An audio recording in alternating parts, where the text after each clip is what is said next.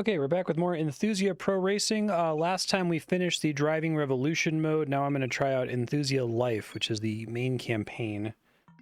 Don't know what to expect here. Turn the audio up a little bit. Music is already great, so that's exciting. Live split timer actually went that time. Players can choose and drive different cars according to their skills and aim to become the top in the ranking. Okay. Class represents how well the car can compete. Basic specs.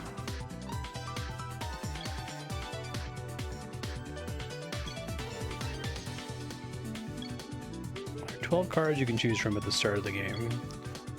Well, I have no allegiance whatsoever here, so take one based on the face at the front of the car.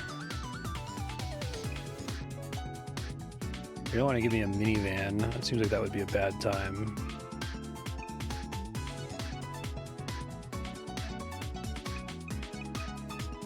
Cappuccino?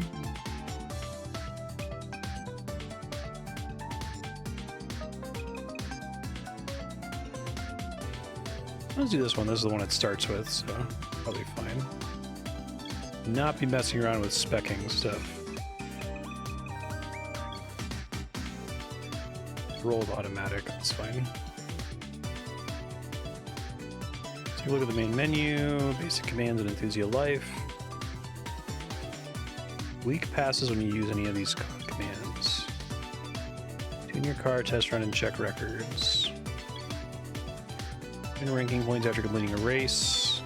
Because I've never raced in this game, I've only done Driving Revolution, which never has any other cars.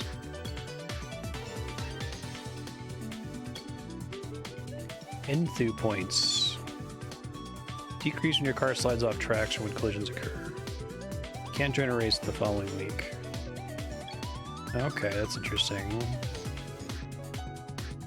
The longer you drive a particular car, the more advantage you'll have. There's a lot of interesting ideas in this.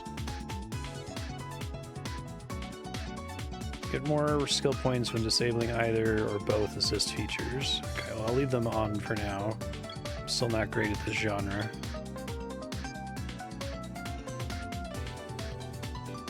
Check on the races, road conditions, weather, time, and course directions.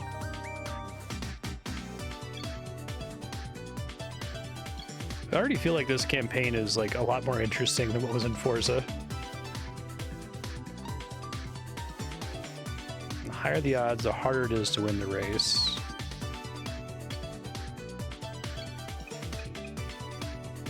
Mystic Caveway.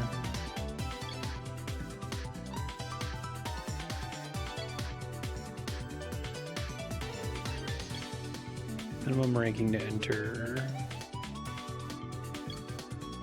Choose the favorite and win consecutively. High ranking points will be earned when the long shot make it to the 4th place in the race. Okay.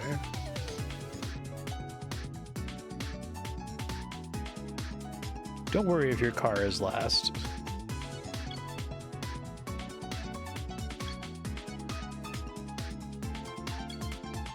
I'll give it a try.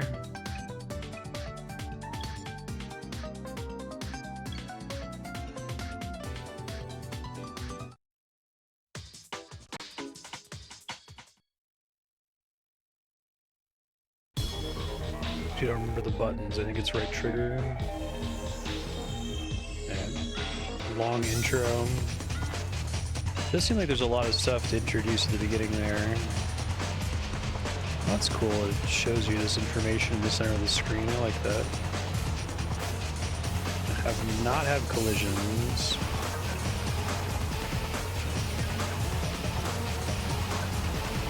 I remember this from Driving Revolution. Okay. Really slidey. I do like the Enthusia points idea. You don't want to collide into stuff.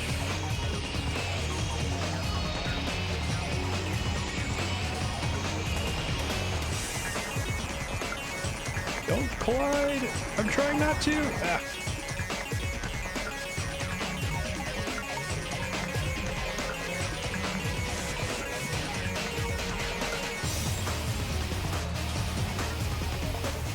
Part of the issue is I have like no traction in here.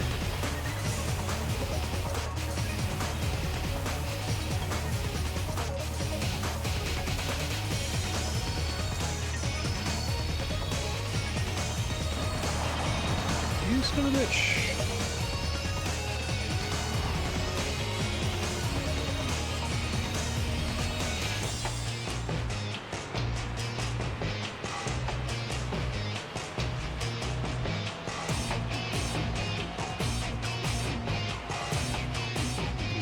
All of my Enthusia points here.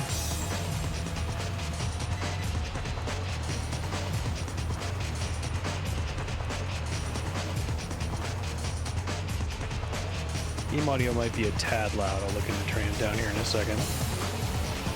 Oh no, I'm sorry, you're reading a terrible book, 610. Okay, I did a better job that time. Crash into the wall.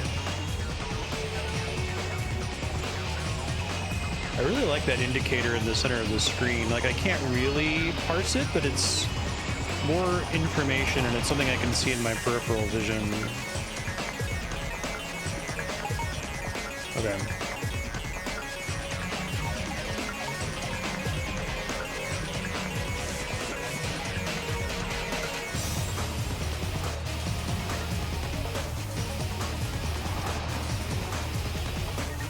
Oh yeah, that was great feedback right there on the little indicator in the center.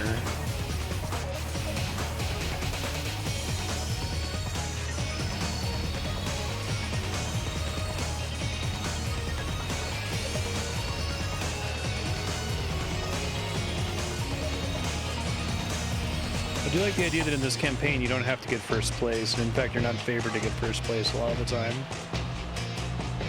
Oh, I lost like half my Enthusia points. You need to finish it just to be able to critique it thoroughly.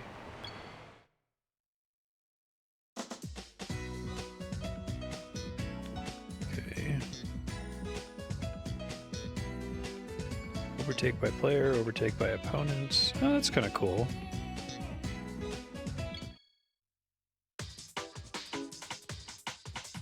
All right.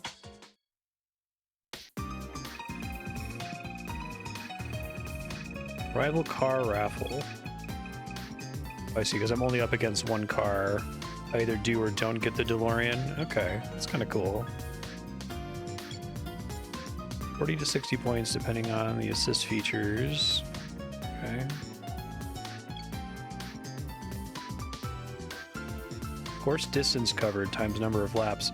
I like all of this. Like, one of the things that I really found annoying about Forza is the idea that, like, there was like no benefit to doing the longer, more annoying courses, right? Konami, come back. Stop making fucking pachinko games. Penalty is pretty substantial. Okay. So I got 0 because of bumping into stuff. Wow. That's awful. Okay. Do not bump into stuff. Oh no, I'm not that bad. All right, gotcha. Just hadn't calculated yet. I was gonna say, bail on a fiction book. Enter RIV with 2 wins or leading 5 races. Okay. Covered 60 and 3 points. Yeah, there's some structure, right? It doesn't need to be amazing, but just having some structure is kind of a huge deal. So if I go to the garage, because now I feel like invested in making it easier for me to do a better job, you do adjust car settings. And then this is all pretty straightforward. I guess I wouldn't know what to pick for any of these. I guess leveling up the tuning is just making it strictly better. Oh, is this a function of what I've done in the other categories, essentially?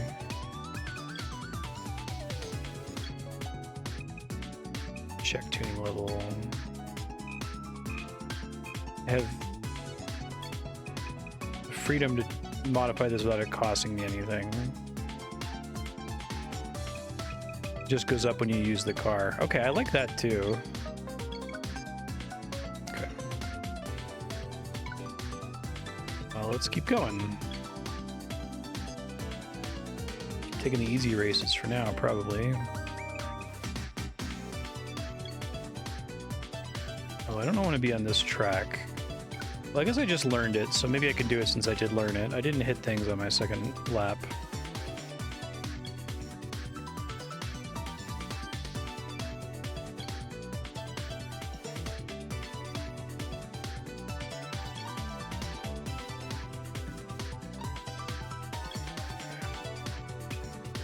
So I'm slightly more favored now.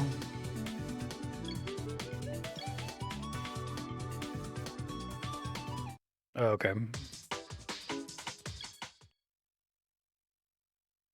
So you were able to play through it without bothering with tuning and it was fine.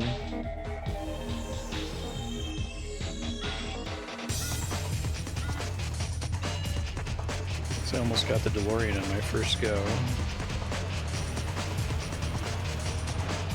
Oh, come on. Don't nudge me at the beginning. I can control that.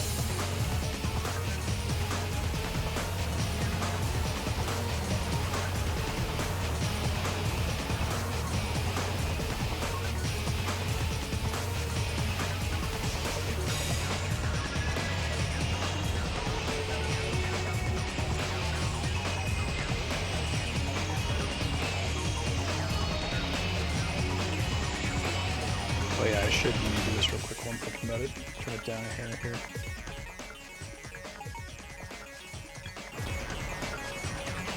I don't want to hit fences. Substantial downgrade in my rewards.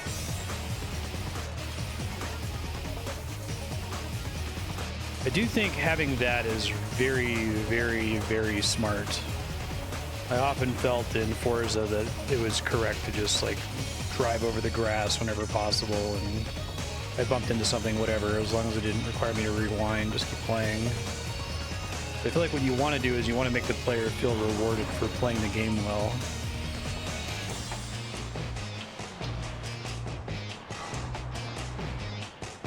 Falls apart when you get deep into it.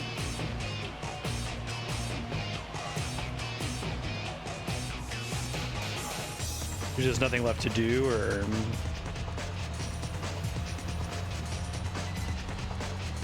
I guess that would be like unlocking R-class cars. Would be what I would assume the condition would be.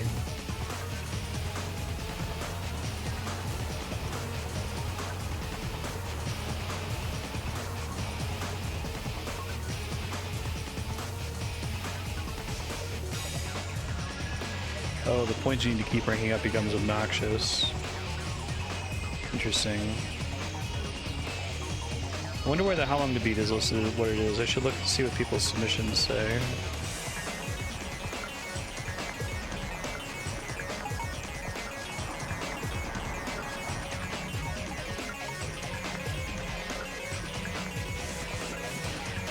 A little scary there.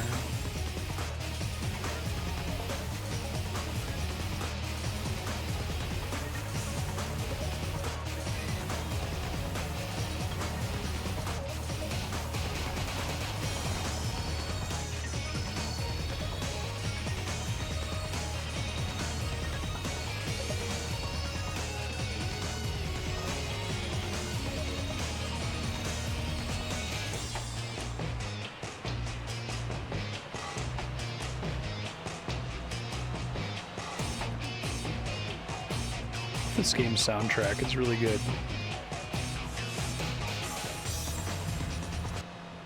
Nice, that went much better. He did bump into me right at the start of the race, unfortunately, but...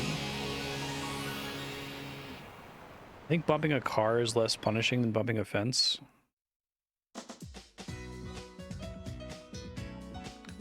Oh, I see.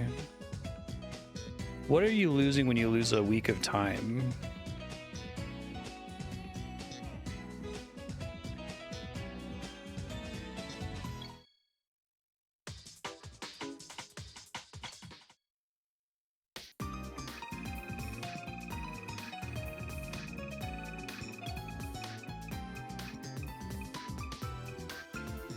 No cars unlocked.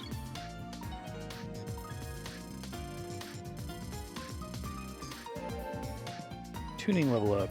Driver level up. Oh yeah, bumping the car was like not even a big deal at all. Okay, cool. Oh, because you get a 0 for the week that you're resting. Max N2 points and recovery rate is increased. That's cool. Hell yeah.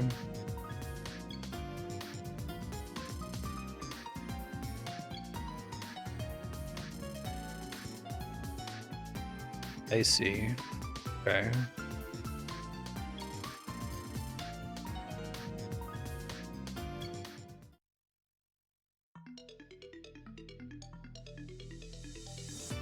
All right. Try a harder race this time. I guess I'm gonna end up taking a harder race no matter what I do. Autumn Hill.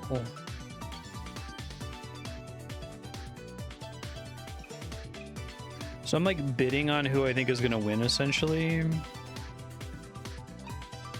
sounds a lot harder than the ones I've done, so.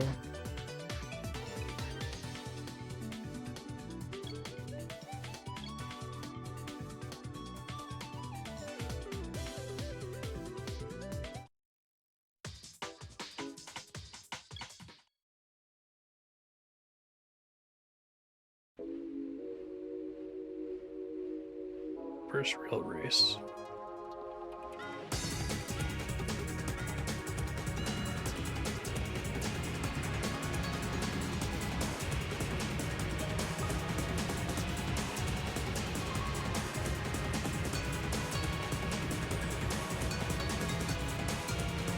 Not in a cave this time, so that helps a little bit.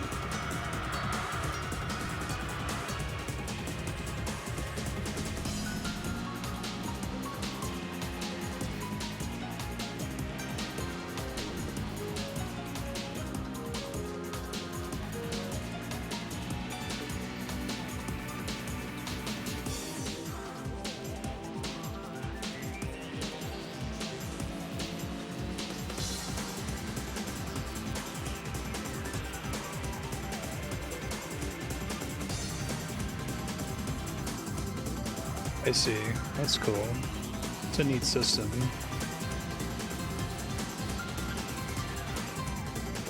So when it's letting you look at the cars when you go into the race, it's just telling you what the relative odds are for each car. You're not actually selecting something there.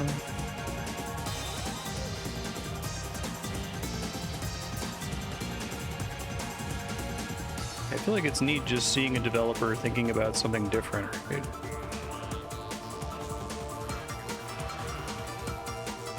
Whether or not the system fully works on the first pass or not, it's at least something new.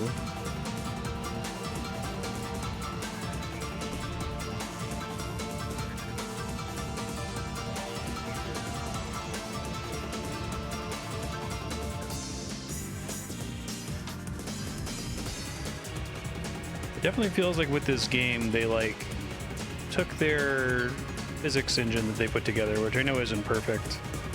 But they like took that and said, okay, let's make a game out of it now. What are ideas for a game? Well, we can make this driving revolution thing to kind of train you. Ow, dick. I was doing so well.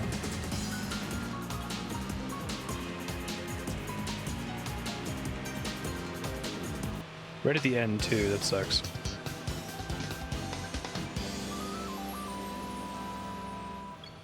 Yeah, because you could get a DeLorean in your first race. Not that the DeLorean's a particularly amazing car. It's actually kind of like a famously shitty car, right? That was the whole joke.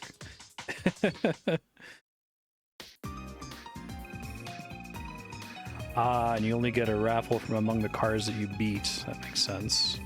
That's cool. Oh, you're more likely to unlock a car if you go up against more people because there's only one null state. Okay. That's neat. Now, should I, if I get a car that's a higher class, should I switch to it just immediately? Because it'll let me perform better.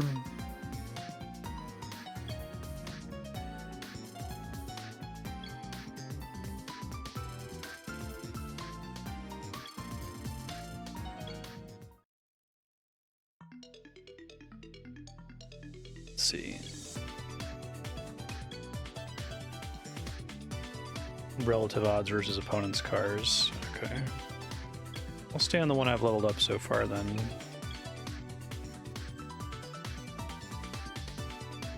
Wonder how they calculate the odds.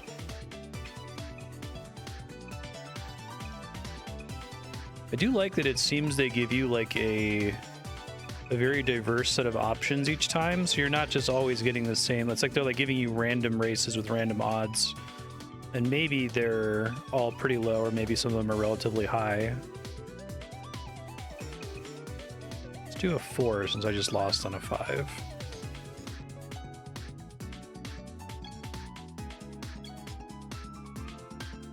Based on a performance rating.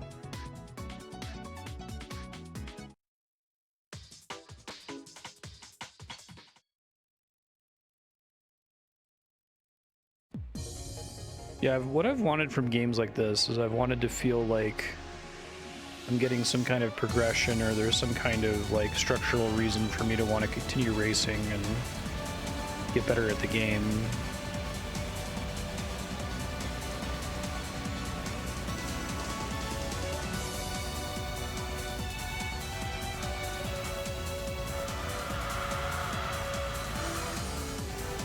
Oh, slippery. Gotta watch my rearview mirror. Yeah, I wish I was playing Enthusia 8 right now. This game just got a bunch of sequels. And it had that cool feature from Grid Legends where it like shows you when there's a car near you without having to look at your rearview mirror.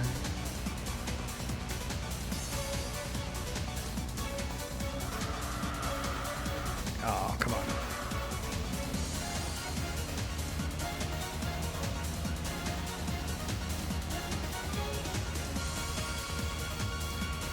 I'm having like some weird texture issues today. That's weird. I don't think I noticed that happening before. I mean, I'm running a newer version of the emulator though, so that might be part of the problem.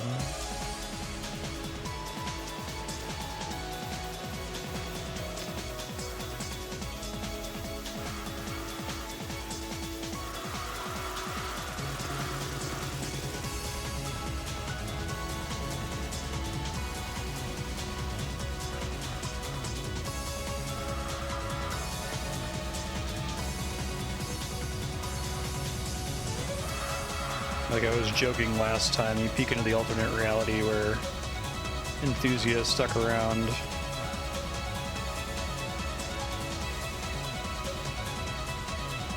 It's like a utopia. I'll Google the texture flickering here in a second and see if there's a quick fix I can do. I updated my PlayStation emulator for Legaia 2 recently. Actually, when I loaded the game, it yelled at me and said that my save state wasn't compatible anymore. That just tells me never update when it prompts me to.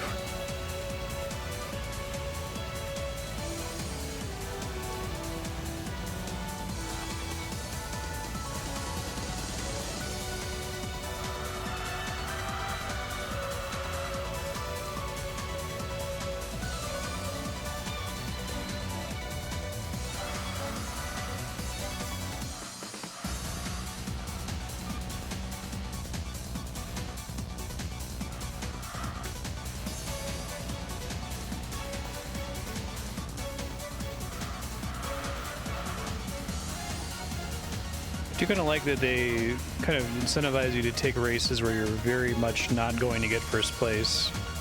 Then you essentially have like a rival car that you're trying to beat to do better than average. That's cool. Oh, riding off course is Enthusia points, okay. Not just hitting walls. Keep that in mind. More minor downside. PS2 emulator, Enthusia, flickering textures. Texture flickering.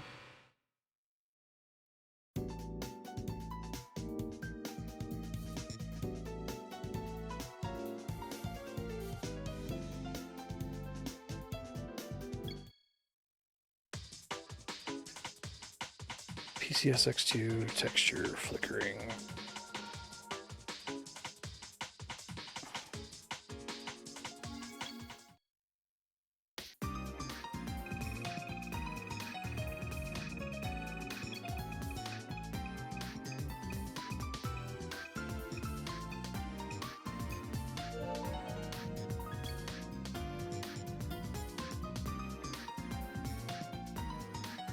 Are unlocked.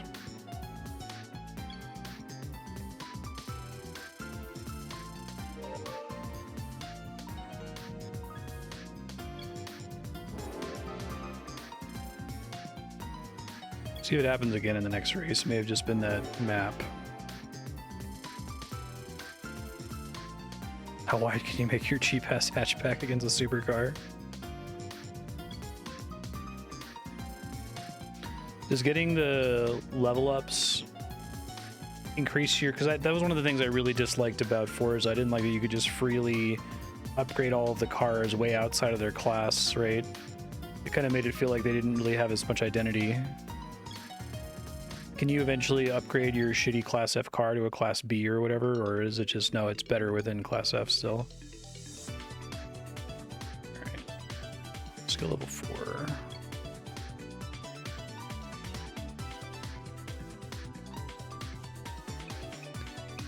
I got another level up, so I can probably handle like a 5.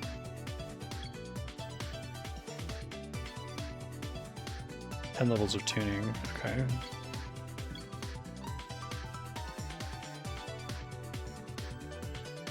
It's kind of there to just reward you for sticking with a car, I guess.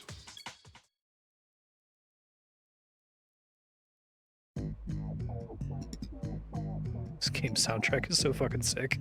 I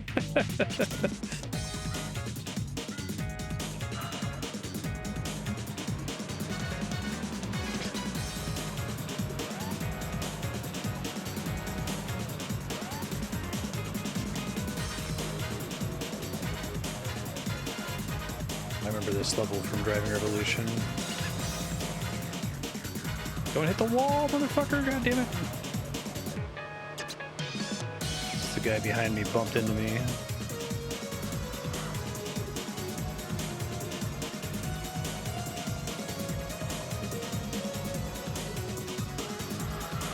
Ouch. To learn this level, it's a little tricky.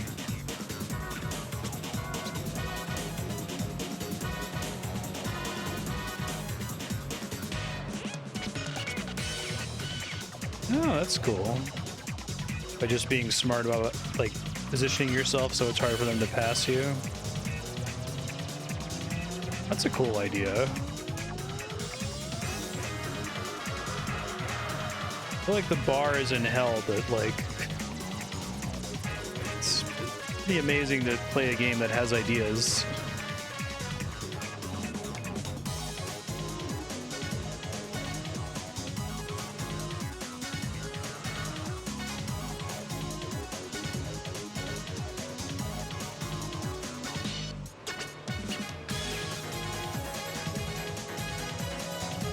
Oh, sure, yeah.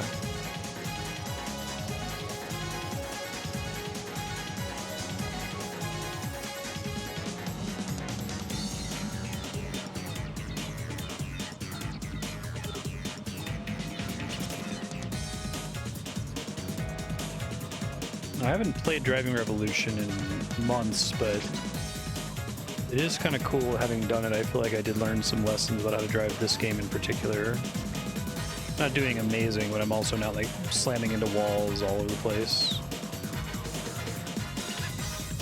He says in the area where he's most likely to slam into a wall.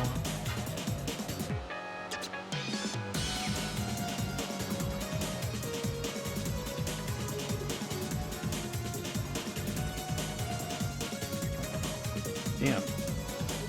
Got air.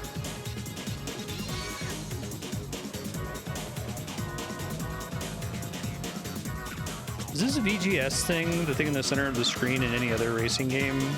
I know there were some tools like that that I could optionally turn on in Forza, but even though I'm not like staring at it, just seeing the color of the circle move in my peripheral vision, seeing my Tires turn red occasionally while I'm turning.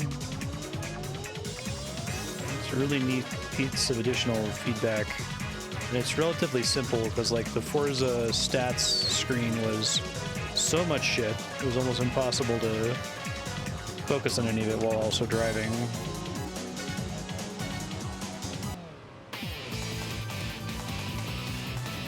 Gotcha. I feel like you need to have something like that because, you know, if you're driving a real physical car, there's more things you can feel with the car. I guess if you had like a racing wheel and a pedal setup, maybe you could do more with like force feedback. So it was just that level that had the texture flickering issues, so I'm not gonna worry about it.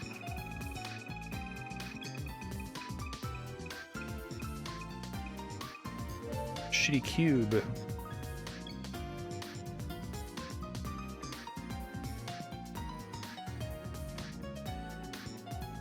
I really like this way of doing car unlocks. So like, basically you get random races.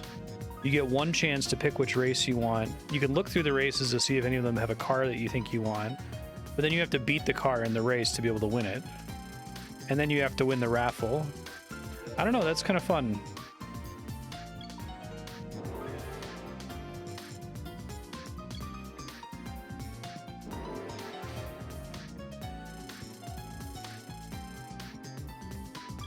That's actually a decent chunk of the way to the roguelike racing game dream you were talking about, right?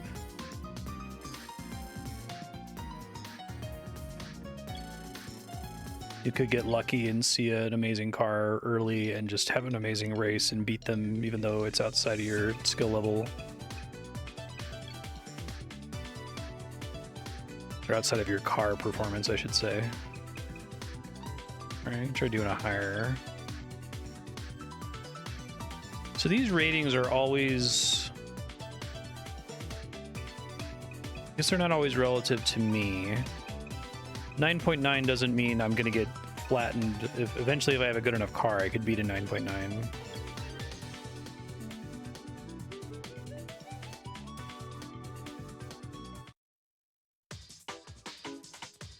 They are, okay.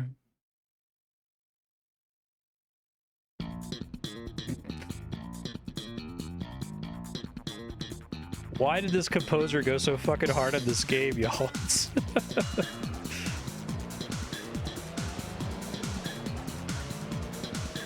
God damn.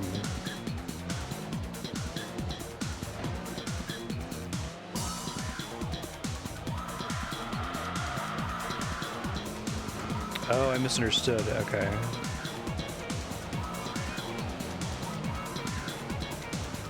So if my car is all the way to the left, I'm likely to get trounced, right?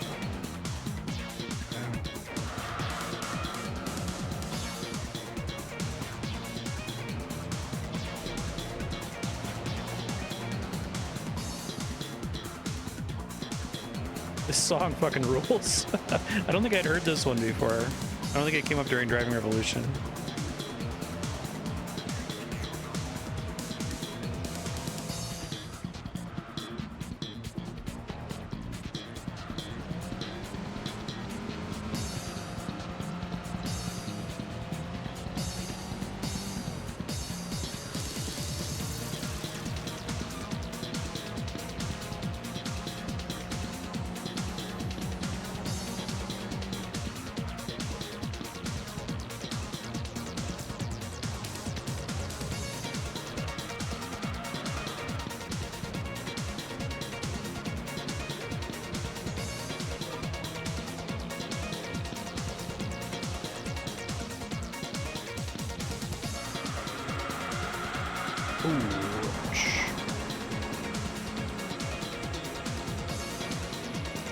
Yeah, I think so too.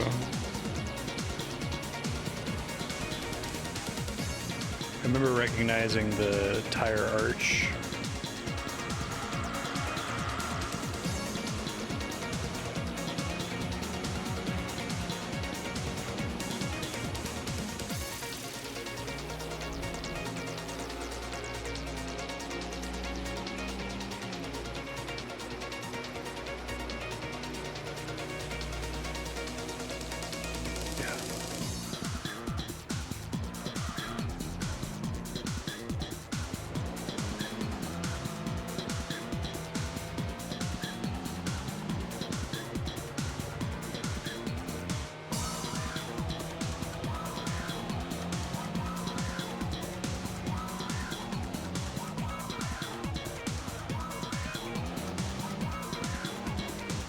a hard turn there.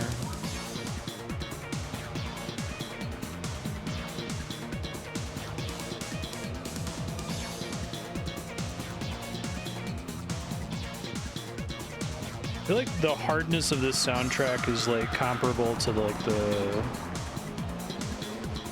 what's the guy who does all the like shitty licensed Game Boy games and then just goes insanely hard on the soundtrack. It's like that, but like the game is actually pretty good too. Just it's surprising because no one's played it or heard of it. Tim Fallon, that's it.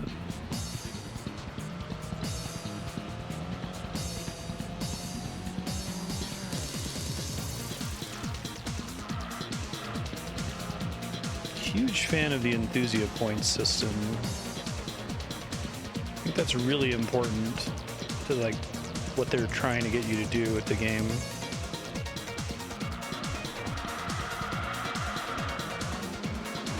Dick. Thought I had a chance to overtake there.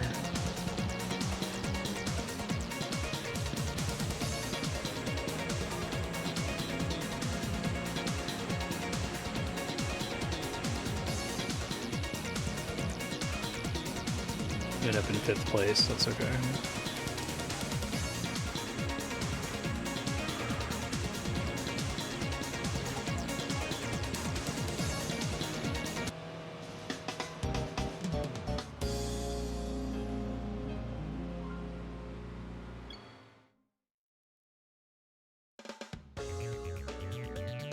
Yeah.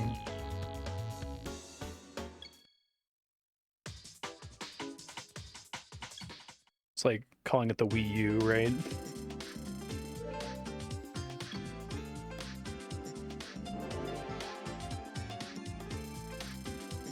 I think that's what's so impressive to me about it is that there's all this stuff like signaling, hey, this is a piece of shit bargain bin game that doesn't matter. Why would you want to play it? And you're like, oh my god, this game's actually really good. Ranking number has been maintained at 903. Oh, because I did so poorly, I see. Right,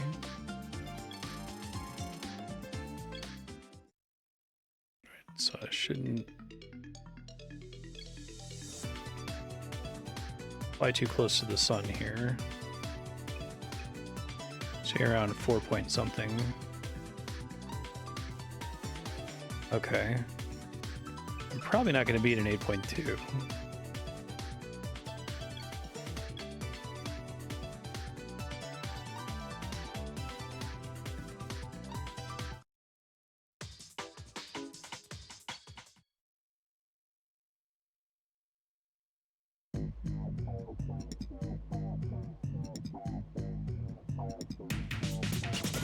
Enthusia borrowed from Dance Dance Revolution by using point scoring built from DDR's point scoring system. Ah.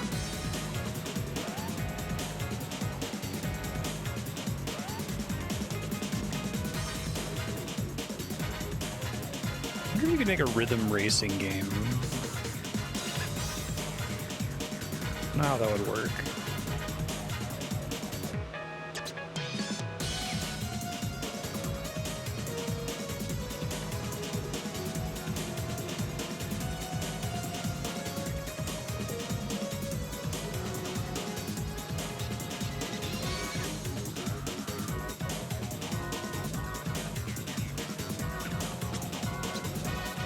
You in my rearview mirror.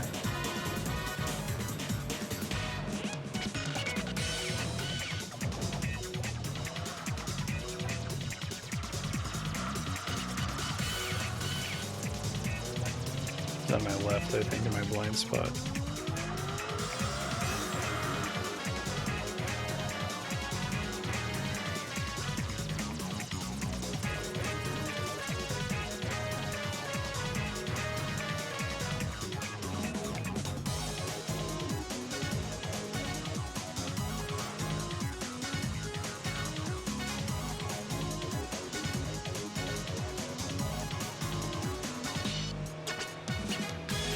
Oh, that's cool.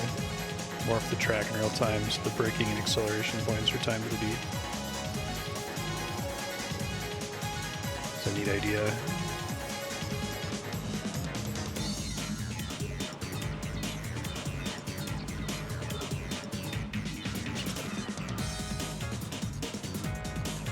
I was thinking about it because the music in this game is awesome. I do find myself kind of like almost rhythmically switching between gas and brakes instead of just holding it down all the time like I do in Mario Kart. I slightly clipped the wall there. Shit. You dick.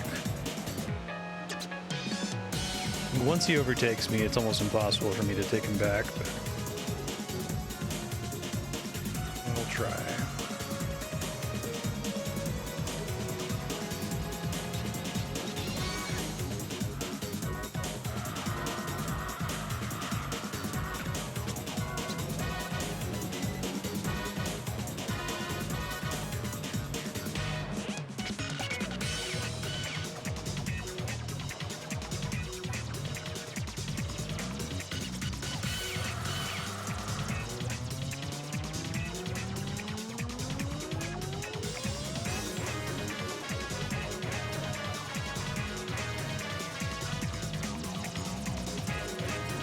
That's interesting.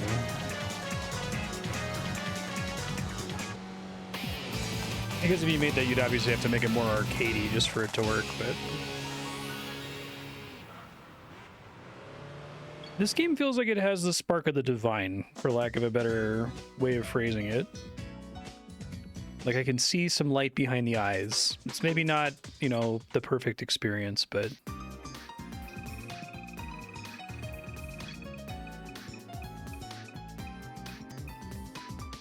I guess I could have gotten the Prius. Okay.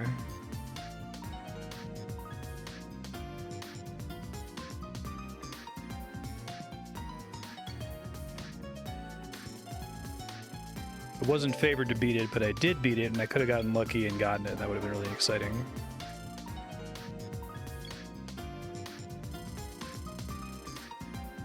Exactly.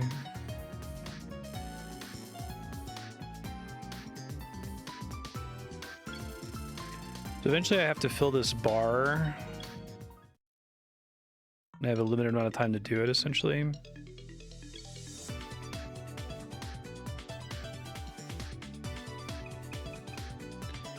Even 5.0.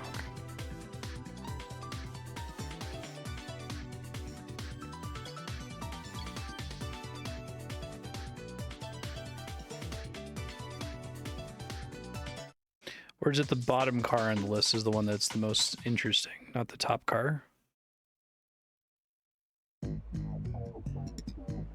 I expect that to read the other direction. That was throwing me off.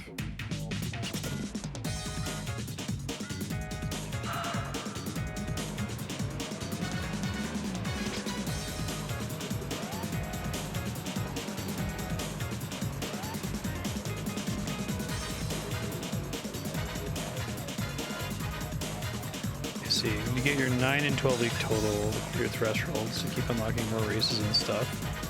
Has that, are there other games that have had even kind of a similar campaign concept to that of like, hey, you need to do on average pretty well over the course of many races? I kind of like that idea where it's mostly what they're rewarding is consistency. And I guess risk taking if you're willing to do a harder race. Yeah. So I think it does kind of push you to be like, no, do the thing that you know you can win. Try to find a difficulty level that's like right in the middle, where if you really try hard, you can maybe get first place, but it's not guaranteed.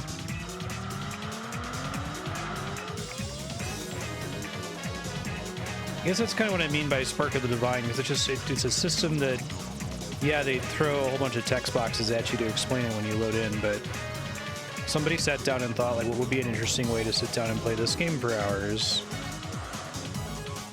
What kind of play style do I want to reward? I'm really curious when they came up with Enthusia points.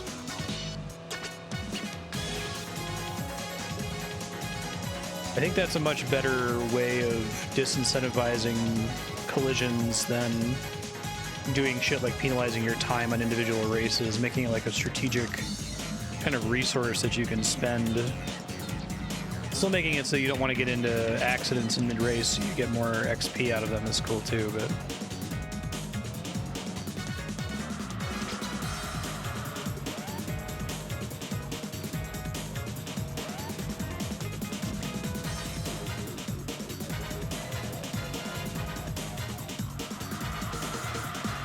bit slippery.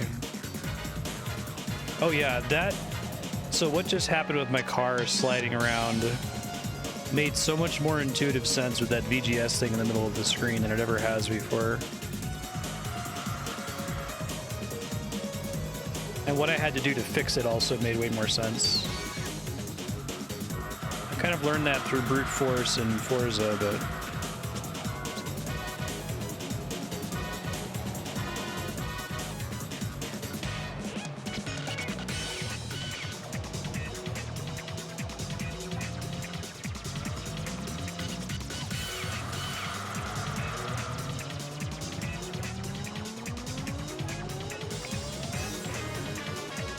It's okay, I'm happy with this showing.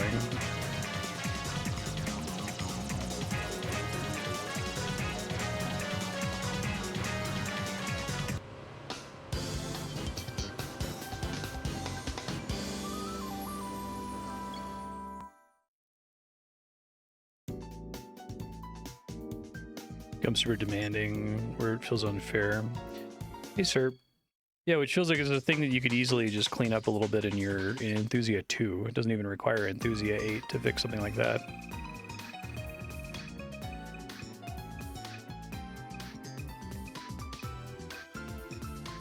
Oh, I thought I was gonna get the Seville.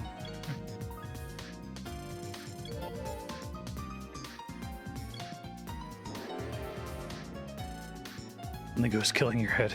Yeah. Still playing it with friends.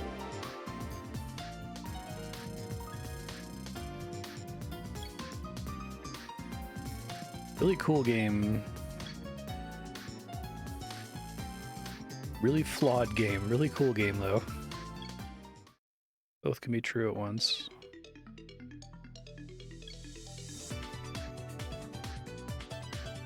Yeah, given that this wasn't like another entry in the series for Enthusia.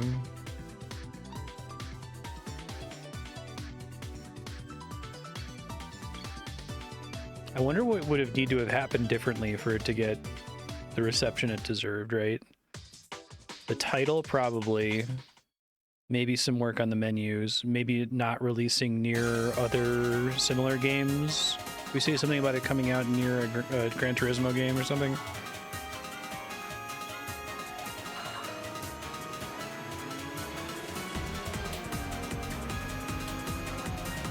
Yeah. That's what shunted us onto the bad timeline.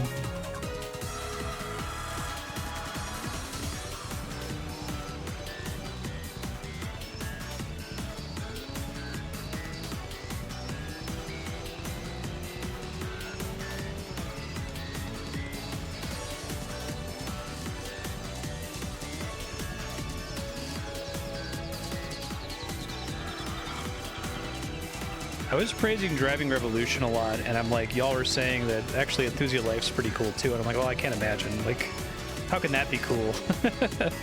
I don't know, though. Like, the Enthusia Points thing makes it feel really rewarding to just drive successfully without bumping into anything. Which I feel like is what you're supposed... That's like the joy you're supposed to get out of playing these sim racers well, is just driving well is supposed to be satisfying on its own. But I think giving me an external reason to want to do it is really nice.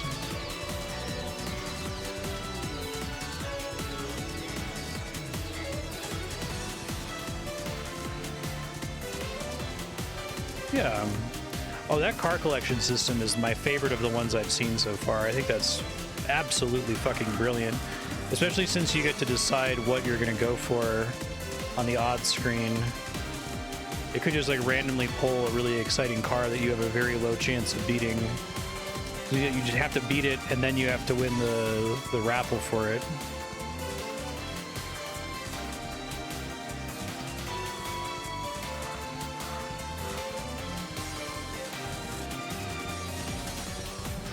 I have like no interest in driving the majority of those cars, and I've definitely haven't gotten... I know you've described a lot of these games as being kind of like a Pokemon thing, if you gotta catch them all, but that didn't really speak to me before this game.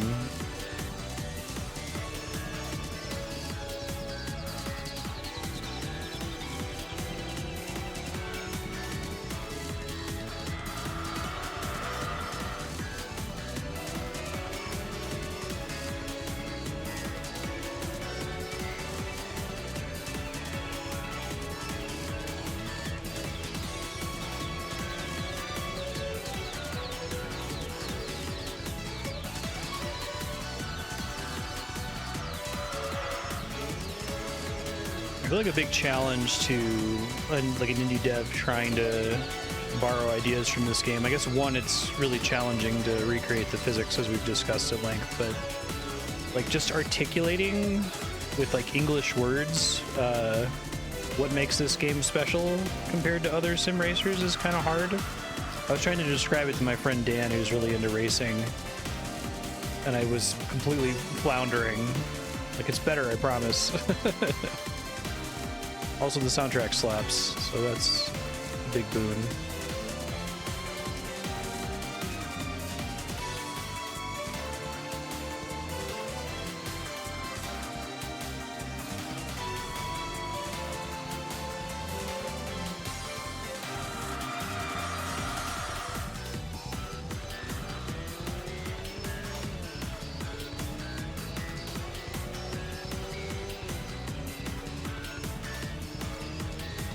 Yeah.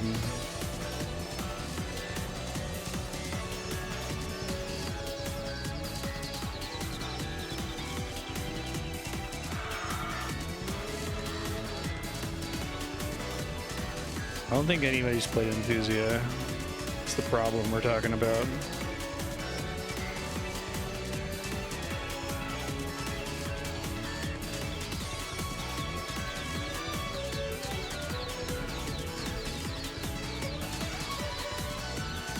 Game came out with a bad title, bad UI, bad timing, and wasn't really able to market what made it special. And so it's a one-entry flop. But it's like really good. It has some really good ideas. Yeah, it's possible more people have emulated it than sold copies. This is definitely the kind of game that if I saw it, you know, at Walmart or whatever, in 2005, I would have just assumed it was shovelware. Even if I saw Konami. Like, that doesn't sound like a real game.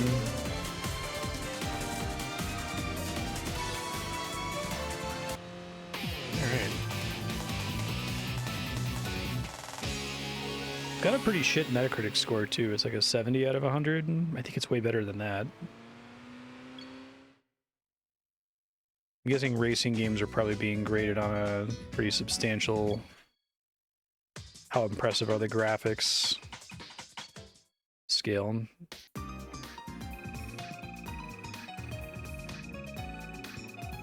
Discovered by racing YouTubers, it's too late. All right.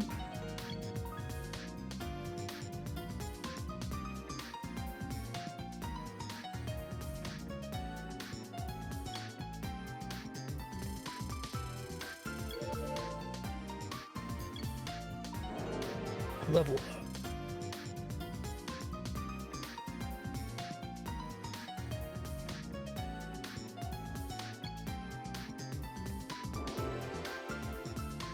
He says your car goes up to level 10 is the max, and then what's your max driver level? I wonder if I should switch cars once I get to 10 so that I'm still leveling something up.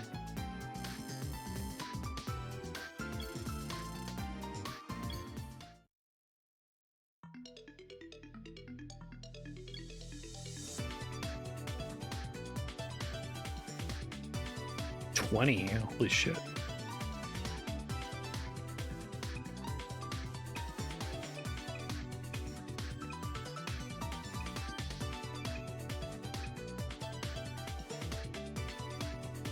Kind of curious with the 20 race, like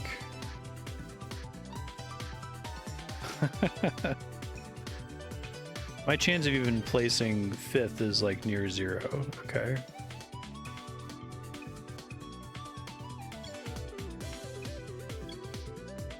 Oh, right. Square is back.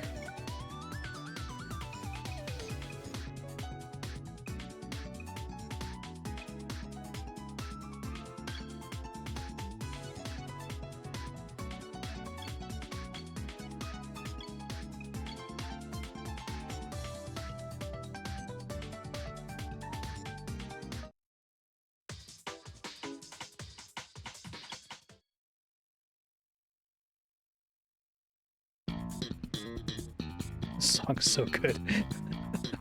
Pick this track just to hear this track.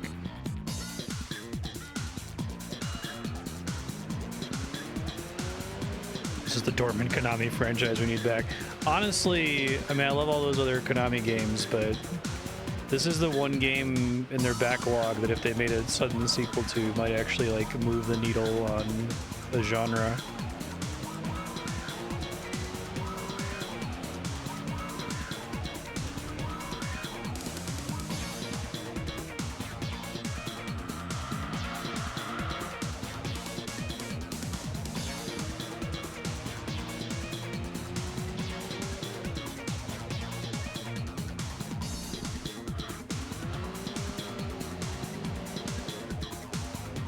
Composer just busts out the bass guitar, does not fuck around.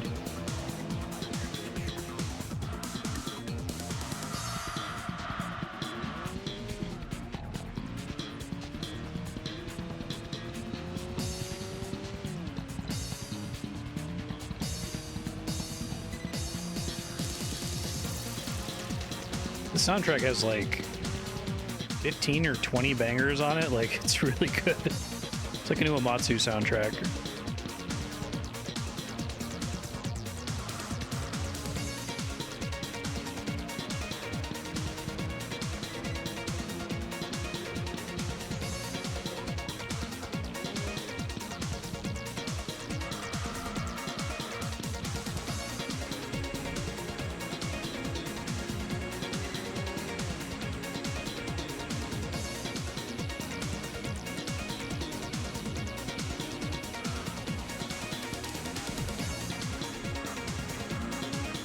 I'm happy to hear that like racing game YouTubers are talking about, thinking about this game. It creates, there's a chance, right?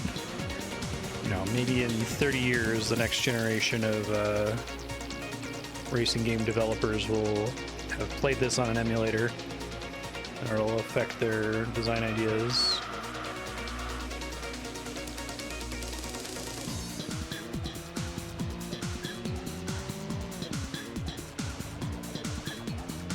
I guess the problem we kept coming back to is that it doesn't really feel like there's room for individual, you know, lights to shine in racing game development.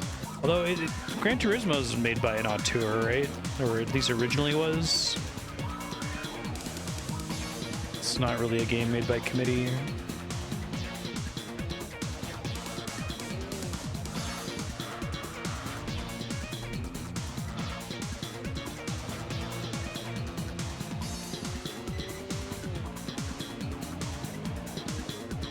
Possible because of inertia, yeah.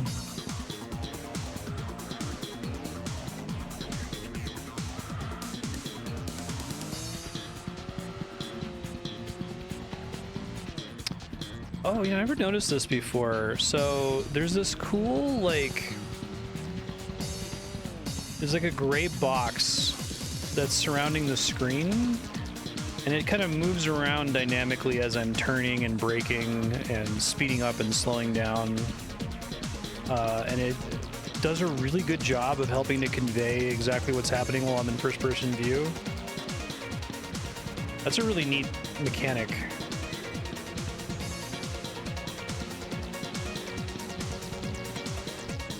Yeah, like when I brake, it goes away completely. And it gets tighter and tighter the faster I'm going, it feels like. That was one of my problems with Forza. I usually couldn't tell the difference between going like 50 miles an hour and 90 miles an hour. Cool.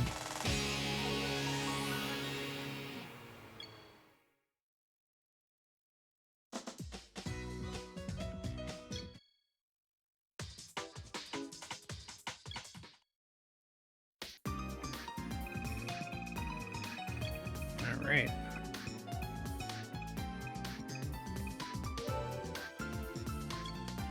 That first car I unlocked was actually the highest class 1 I've unlocked so far.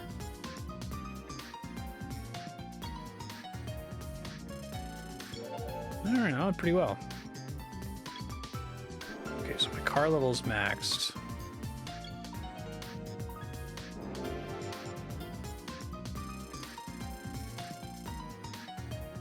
Car is now complete. Amazing.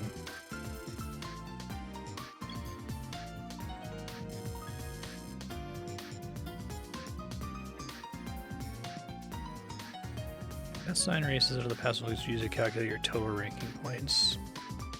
So I can imagine if I'm going to get it or not based on if I were to combine all of those bar values together, and if it fills the bar, then I get to rank up. I guess I can stay on this car until I do the 12 races. Okay.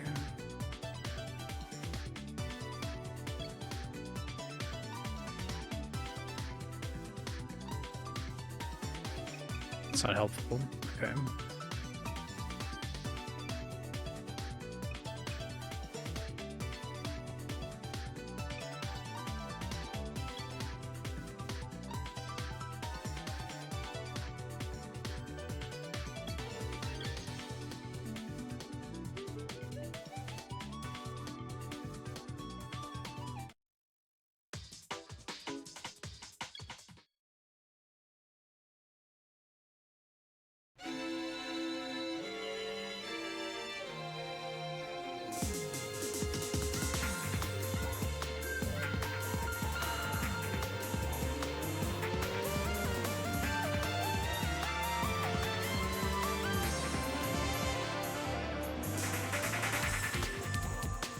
Shit. I can't restart.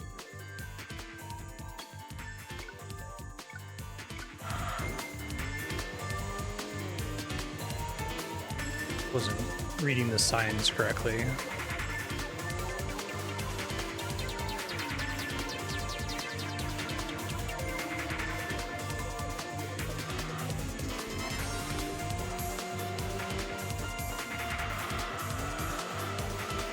Yeah, I feel like the rewind system could plug really well into this. If you imagine Enthusia 4 or whatever finally has rewind, and rewind costs Enthusia points, right?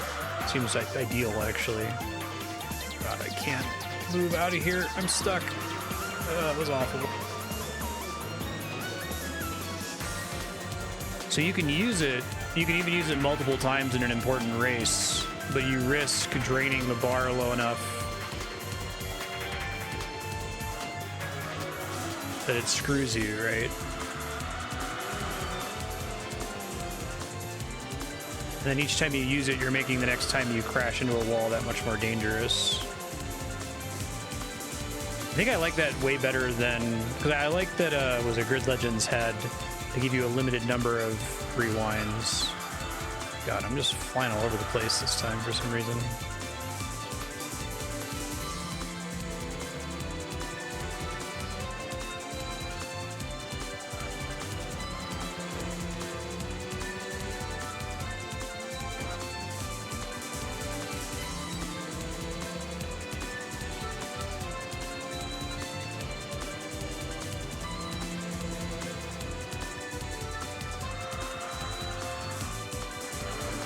Sliding around all over the place. I don't know if it's because I got a power upgrade. It's making me drive more poorly.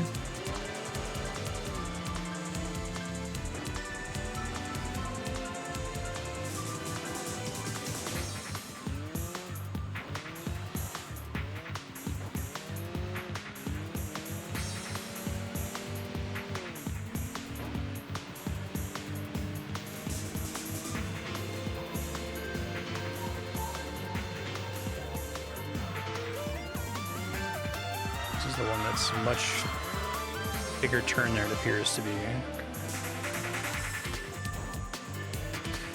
Ooh, I better not run out. Oh man, this is bad. Okay. Stakes are high.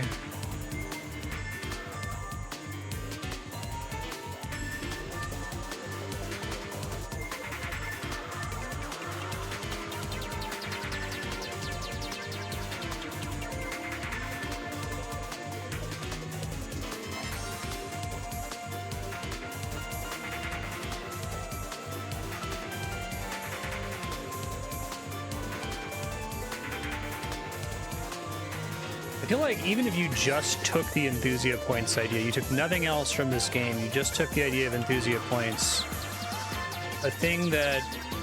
a resource that you want to conserve, that's a strategic resource that lasts you in between multiple races, which regenerates some amount in between races and goes down whenever you have a collision, or you go off track, or you bump into a wall or whatever. and then tie rewinds to it, I think makes rewinds feel way better. I didn't like having unlimited rewinds in Forza. I didn't like feeling like, well, I should just turn this on because it's literally just a stream time saver to have it on, right? And I think that limited rewinds in Grid Legends is an improvement, because then it's still, you have to decide, like, okay, do I want to use them? But I think the idea of it being this big strategic resource that you have to spend across many, many races, where you might have the race that it's really important that you rewind to get the win, so you get the chance to win the cool car you want, right? So you use like 4 or 5 rewinds, and that's enough to almost totally drain your Enthusia points bar, which makes your next couple races really dangerous. Like, you have to like race them really carefully. Like, it's creating that kind of intensity graph that I was talking about that I feel like games should have, right? Do something that's really intense, you do something that brings the intensity level down, you go bring up the intensity, bring it down again, right? Have systems that are pressuring you to do something that's extra intense and then do something that's chill. Yeah, that works in a structure that isn't based around winning everything on a checklist. Yeah, it's really cool that this game does not give a shit about winning, really. I mean, it's good if you do, but it is not fundamentally based on clearing a checklist out.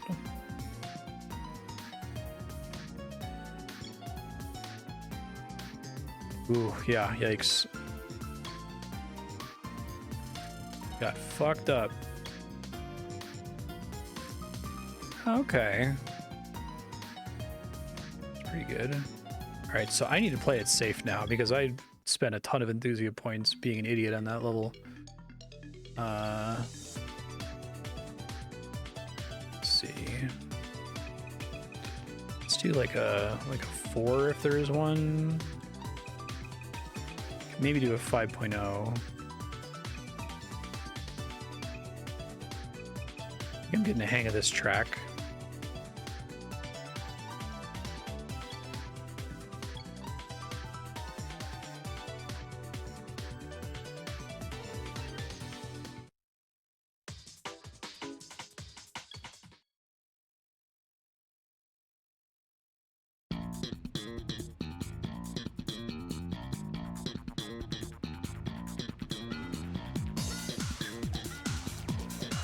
I really think win the race is like the most boring conceivable structure for a game like this.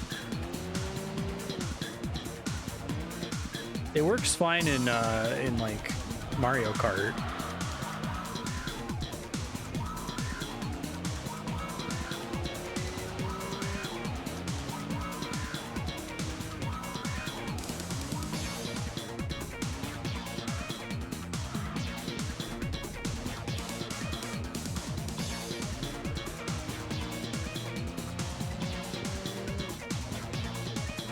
Oh, I see.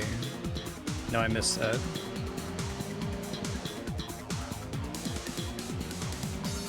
think it said that in the tutorial, but I didn't really understand what it was talking about. What's the difference between them, though? Like, are they necessarily harder if they're in the other tabs?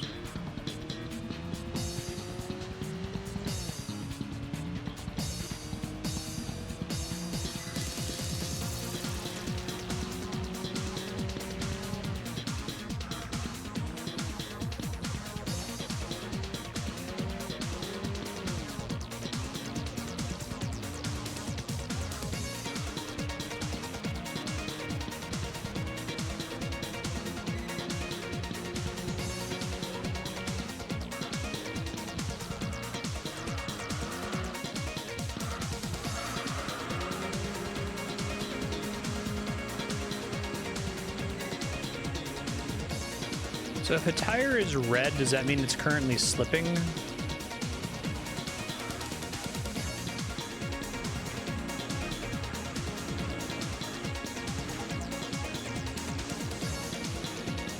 I see.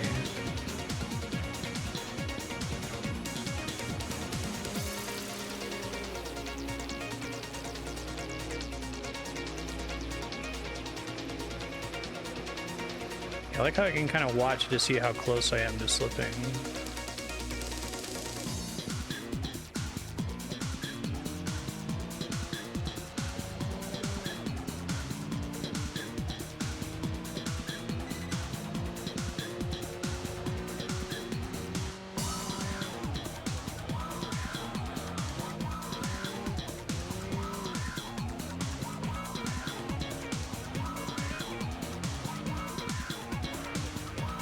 Gray box is such a minor thing, but it's so huge for my brain to be able to make connections passively without me paying super close attention.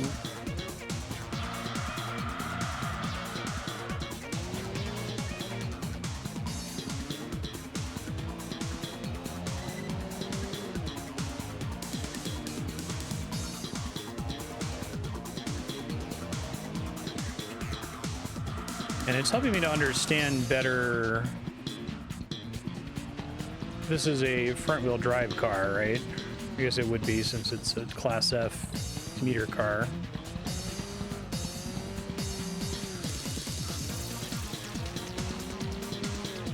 Oh, sure. Yeah, I wasn't really able to play most of Driving Revolution outside of first person, so I got really used to doing this one in first person.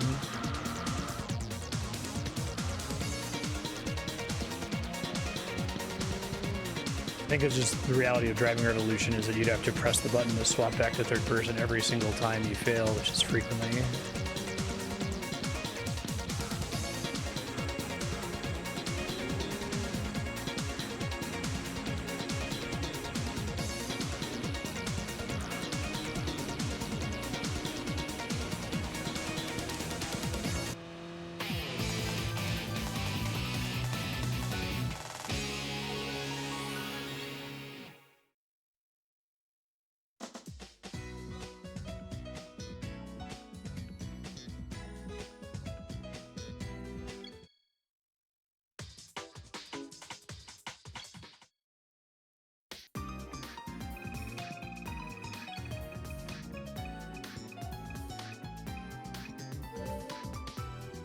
Right.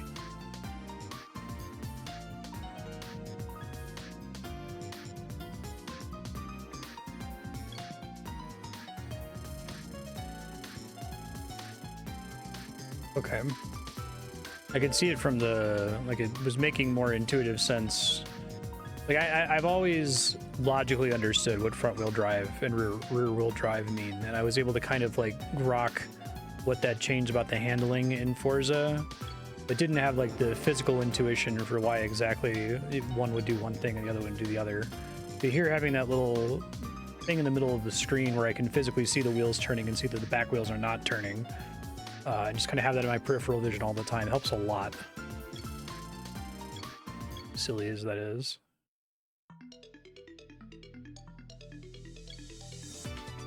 I think it's made extra hard by the fact that it's so easy for people to just entirely black box how a car works and still be able to drive it. Right? Oh, I see these different tabs. Novice. So further left is better multipliers, essentially.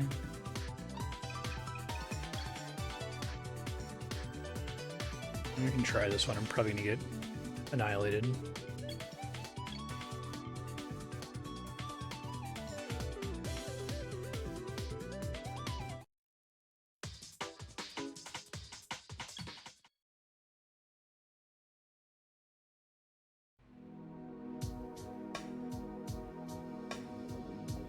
I see.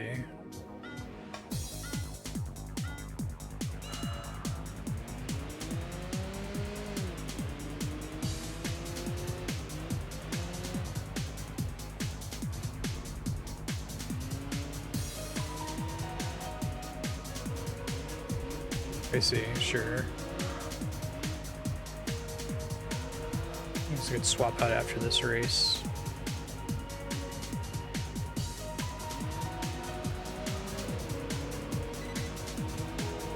That's kind of the overarching reason to end up upgrading to a faster car to get to the better ranking tabs.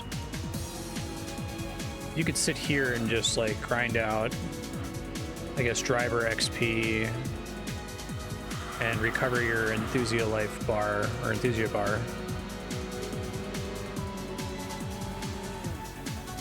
That texture flickering again. I'll try to leave a note to my future self about trying to fix it. I might just need to update the PS2 emulator again.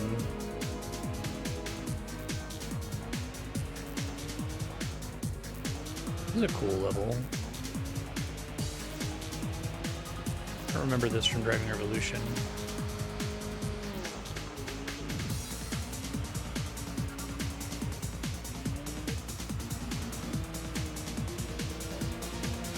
Yeah, exactly. I found the wiki, the compatibility wiki, and it says this game has no compatibility issues.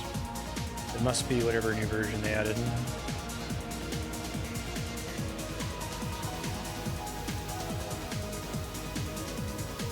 Shit, I'm really trying to keep that guy from passing me.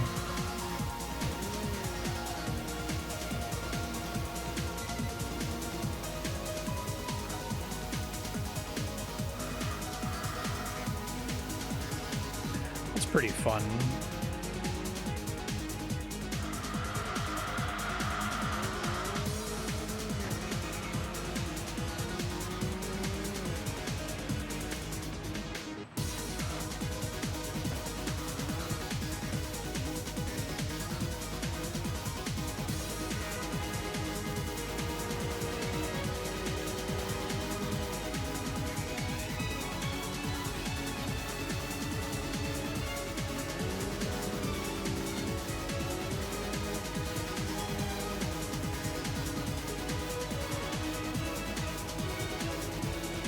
Okay, cool.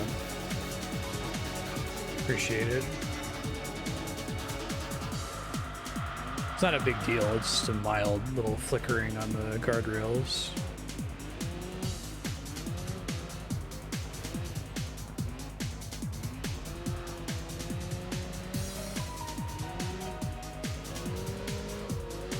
This is probably like the perfect introduction to this mode because I've seen enough of it here in 2 hours to kind of get the idea. It's actually pretty fun to play, and I am enjoying like leveling up and trying harder shit. Yeah, this might be more blood from a stone to put on for significantly more time compared to Driving Revolution, where you're getting like unique challenges every single time.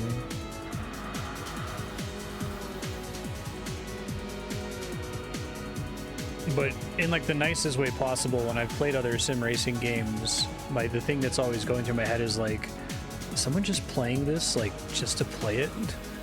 Like they just want to like drive around? Like what is making them want to sit and keep playing? Other than just the core mechanic of driving. Which I guess you could argue that should be enough, but I don't know. Not for every player archetype, I guess. If you made a game that was about, I don't know, sword fighting or something, and all that was there was a really good sword fighting engine, and that was it. There wasn't like any structure within which to do the sword fighting, I would probably bounce off it immediately.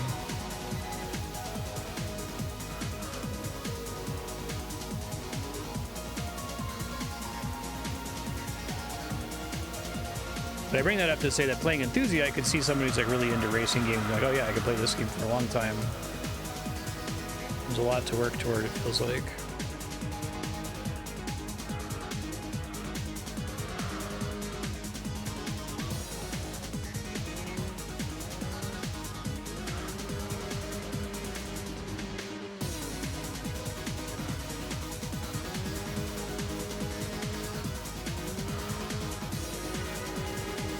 They're gonna keep this red car from overtaking me. Feels really good.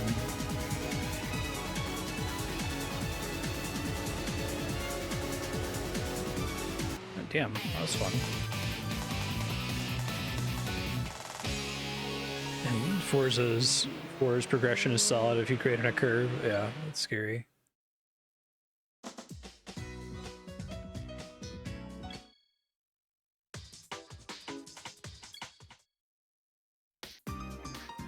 Now when you basically they give you like a pack of cars every time you beat something in the World Tour, and you get to pick which of the cars from the pack that you want. Word. Maybe now's the time. Every driver level up, that's right.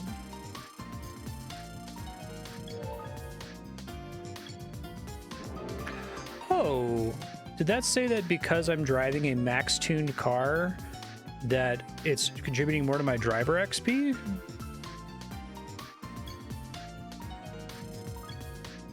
I see 300 points. Hey, okay.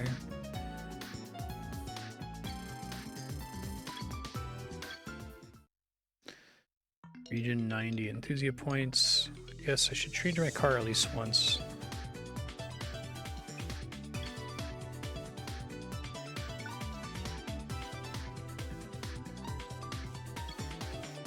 Shit, I didn't mean to.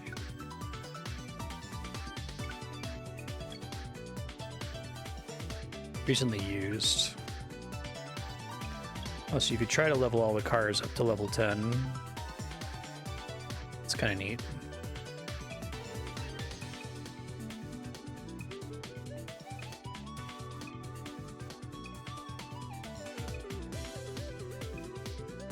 I don't know how it's ordering these.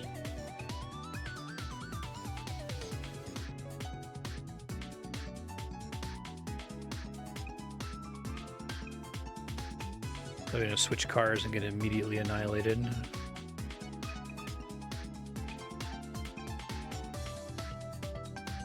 Oh, I also start with all the cars they gave me at the beginning, I see. Try this one. Orders by order required by default, I see.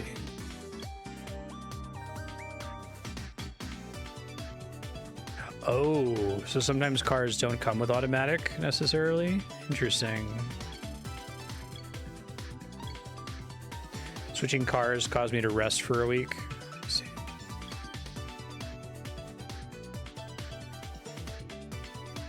Actually don't know how shifting works in this game. I'm gonna take a really easy level to try to learn here.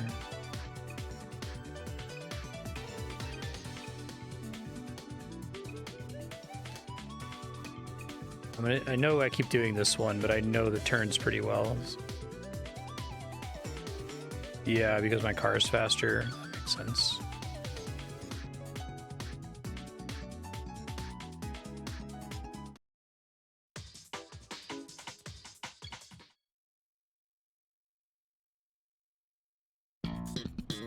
All right, how does shifting work?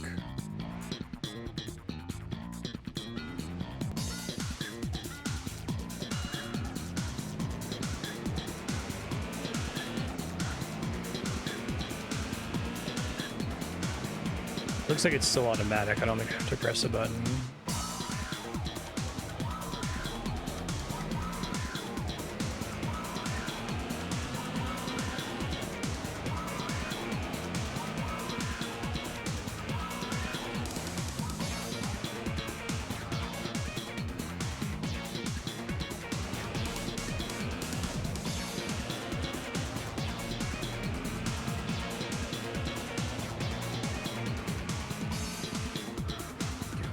To pass.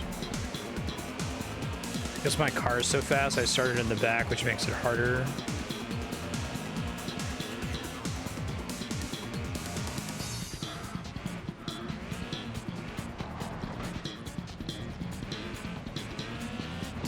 Yeah, I like having that as a resource, because it frequently was just correct to like cut through grass or whatever if it meant you could overtake in Forza. So here I am spending both XP and my health bar essentially on doing it. Such a simple idea, but I think it's very smart.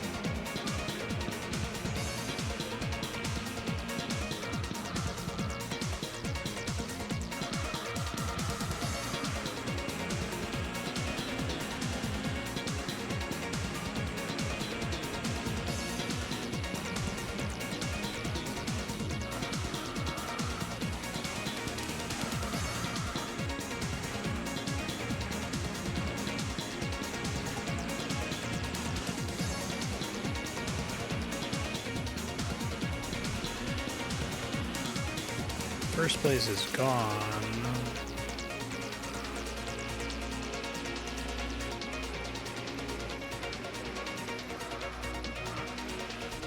I see.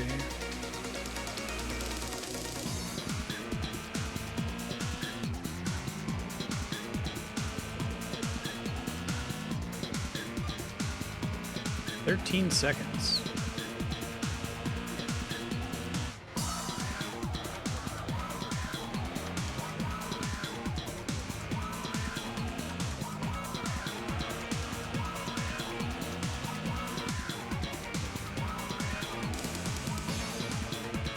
I think making the Enthusia bar a thing that you can level up so that you have a higher max cap and it regenerates more in between races is smart. I saw that at first and I was like, that seems weird. I feel like that's like an upside down difficulty curve thing where it's like, it's going to be more forgiving of mistakes the later you get. And I was like, no. You might be more incentivized to do things that are risky for your bar as you get further in the game. It seemed to have paid off in that race I did a little bit ago where I was trying to defensively keep the red car from passing me and had to like smack into a wall to stop it once.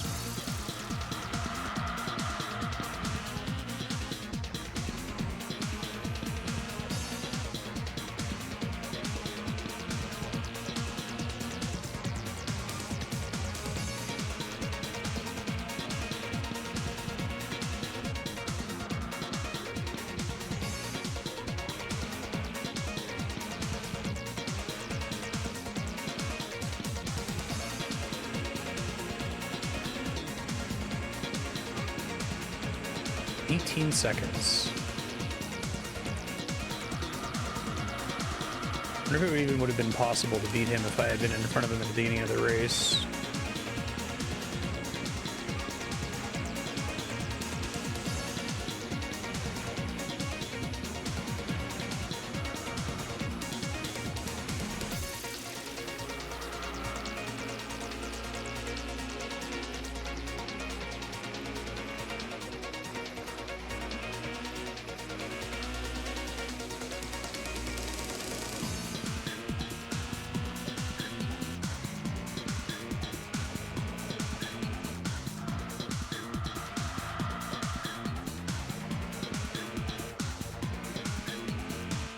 Song has the sound of a tire squeaking like in the song. Keeps throwing me off.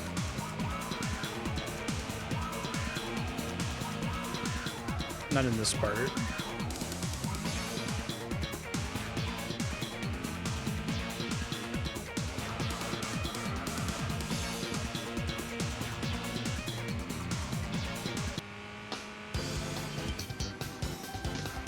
Second place music is so sad sounding.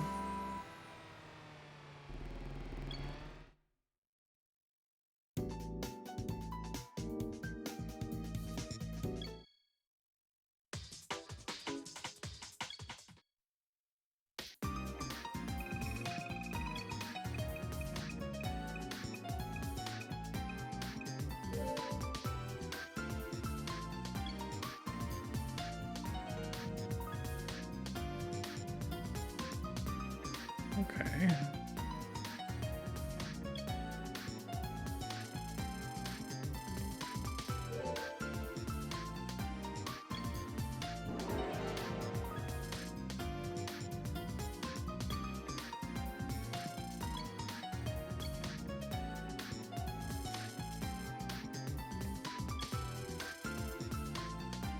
Ranking number is increased by 14.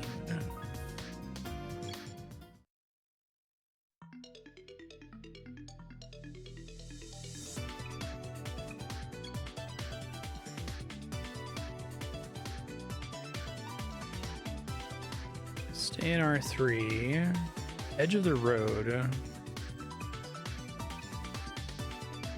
Says that's a challenge rather than a race. Let me try it. I might get annihilated.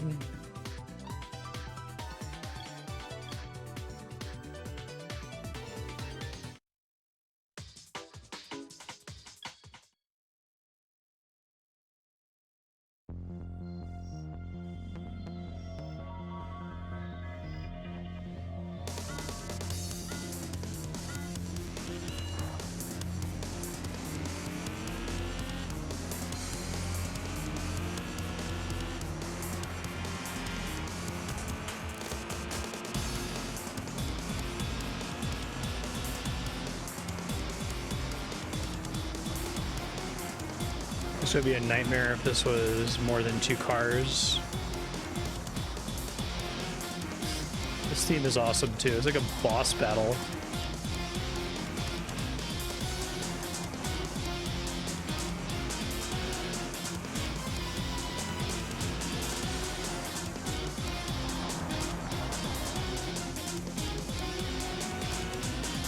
Hardware limitation of the dust particle makes sense.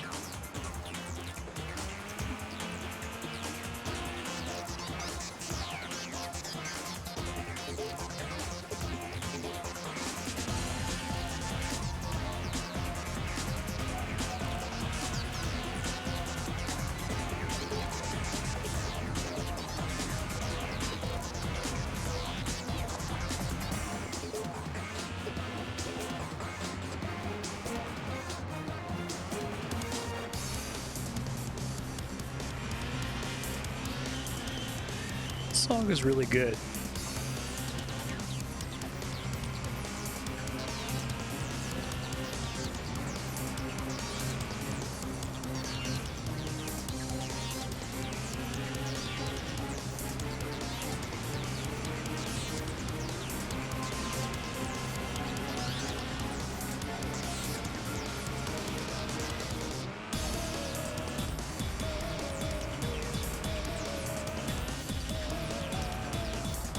Okay, so I can tell the difference between slipping tires and your tires are literally not on the ground.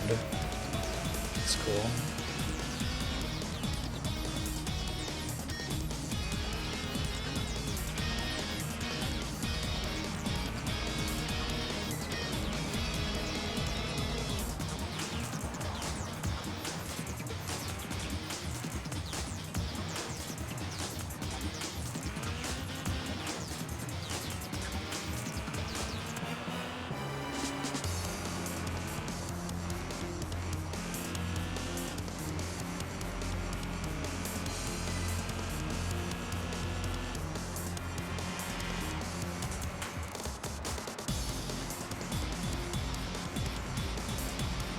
Game soundtrack reminds me of the Matrix soundtrack, which is an excellent soundtrack. Both the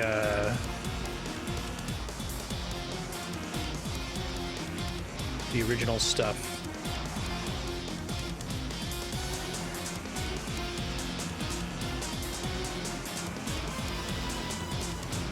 Come on, don't hit the wall, don't hit the wall.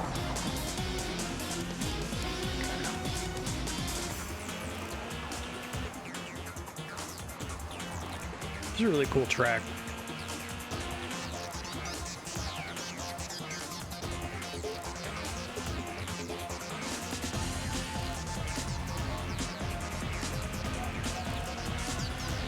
I definitely prefer fantasy tracks.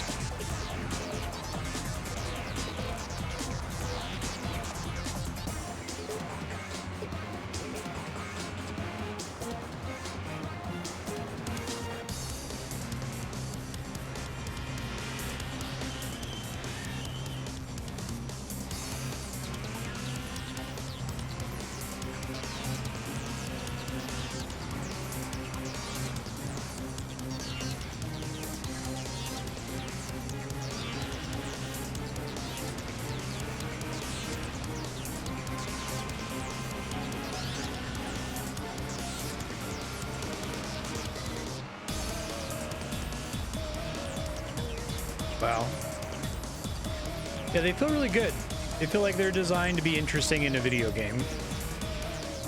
Right. I guess maybe one of the reasons is use lots and lots of real life tracks is to show that, see, our physics engine is so real. It's like driving the car for real.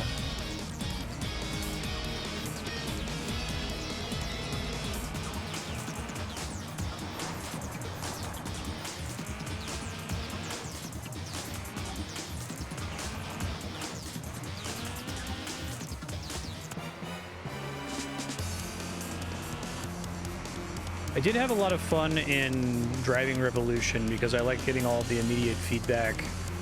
But that game was all about, for me, playing Driving Revolution in Enthusia was more about like the relief of winning, right? Like, you know, I'm gonna grind this out and it's like beating a Dark Souls boss after struggling against it for a while. It's kind of like the core unit of satisfaction with this. But here playing this Enthusia Life mode, I'm actually like, that was a fun race. I had a good time that whole race. Just like making the turn successfully and not crashing into walls and stuff. Which I think is what the pitch is supposed to be all along for racing games, but...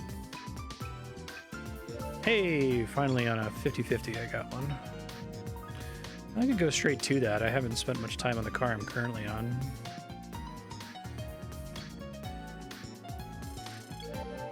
Just change up as many things as possible, I guess.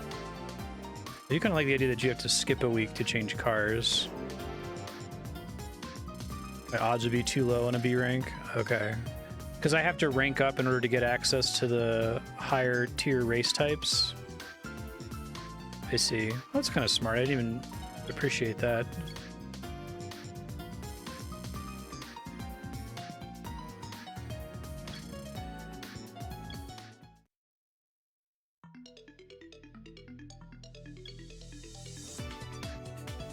There's actually some kind of pressure in the game getting you to try to stick to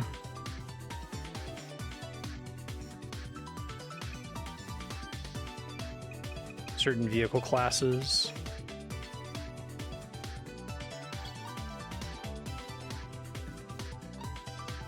Yeah. Well, I feel like just for the feeling of progressing through a game, it's important that you start with a slow car and then work your way up to unlocking the really fast stuff. I thought that was really satisfying in Driving Revolution in this too, that you're only doing the like insane F1 car at the very end of the game. I didn't really like that Forza felt like it had this attitude of like, we want to get you in whatever car you want as soon as we fucking can, friend. We know you don't like the F-tier bullshit.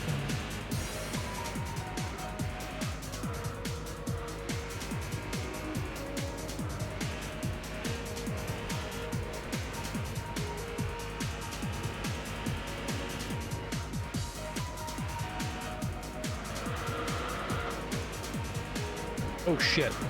Damn.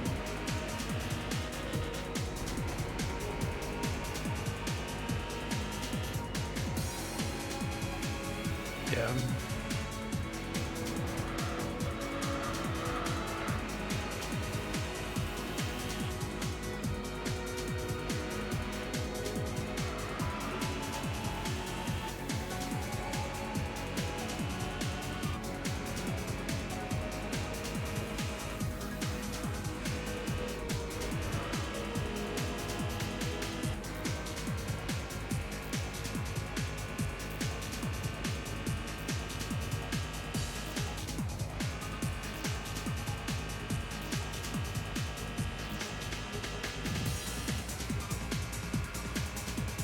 Smoked right now.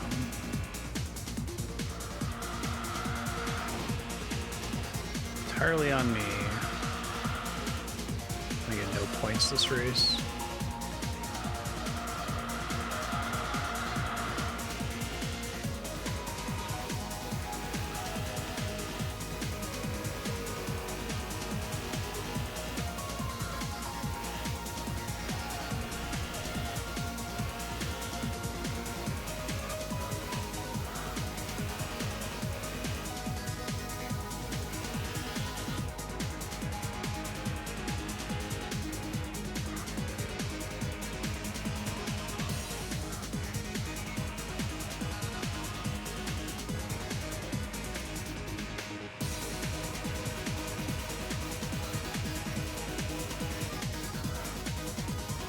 Odds are overstated with this mission, damn.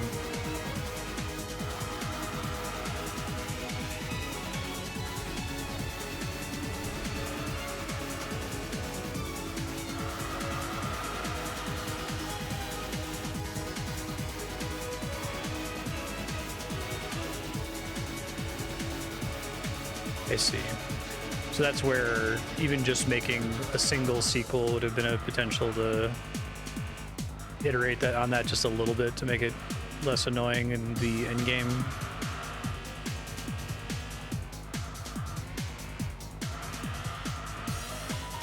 I do like the game putting pressure on my choices, though.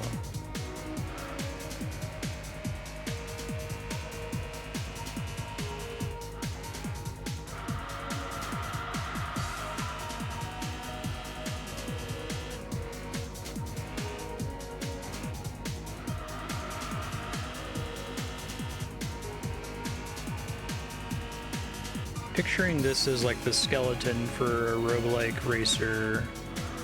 I can already kind of imagine some relics that would be interesting to pick up.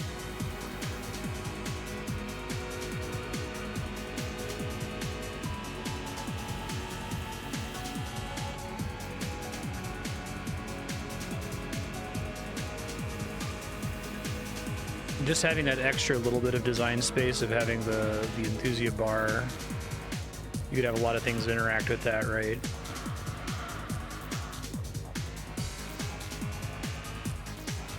First 3 car collisions don't drain bar.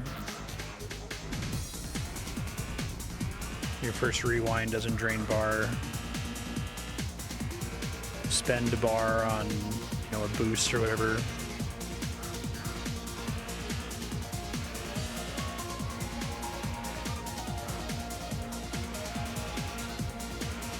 I feel like that's what you need too for it to be a roguelike.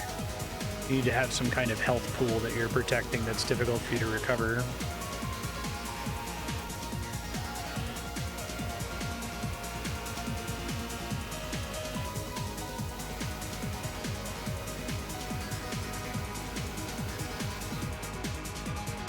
Sure.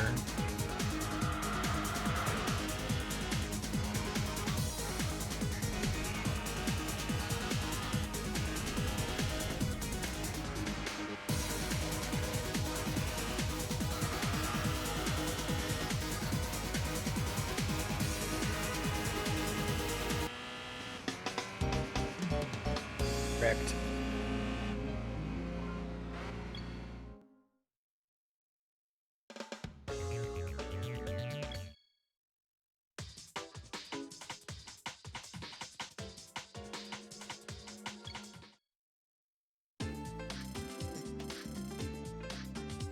Ouch. Nothing.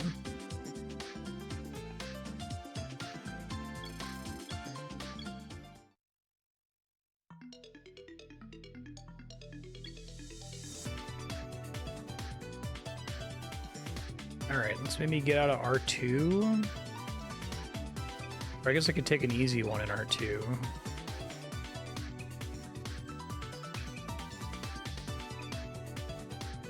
I'll try this.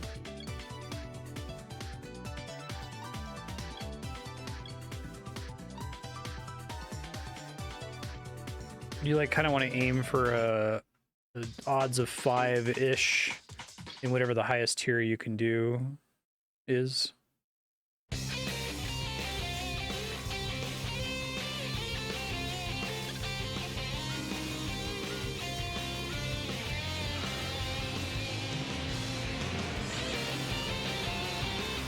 Oh, look, it's a Goodyear balloon.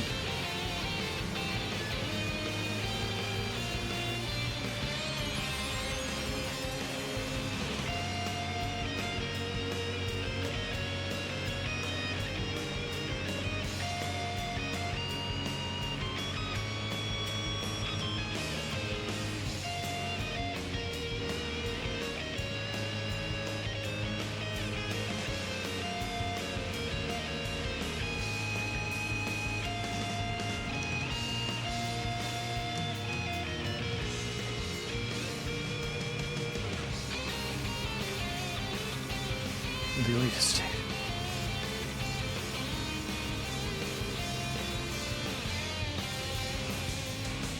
So I think I am able to intuit what the yellow circle means in the VGS. But I don't actually know what it means. Like, I can use that information to try to drive better G-force. Okay. Hey, Babe Ross, how you doing?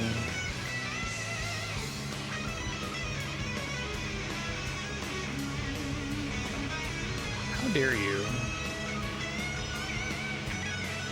Okay. I can pass him here.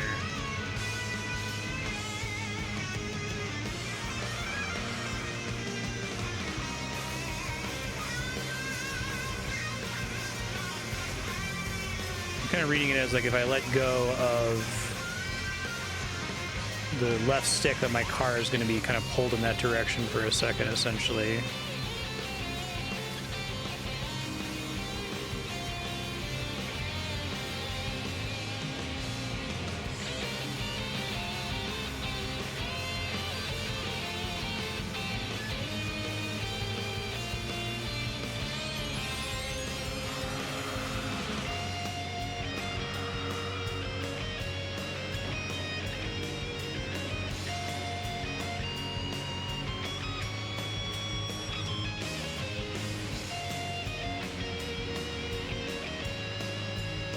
See if I can keep it here.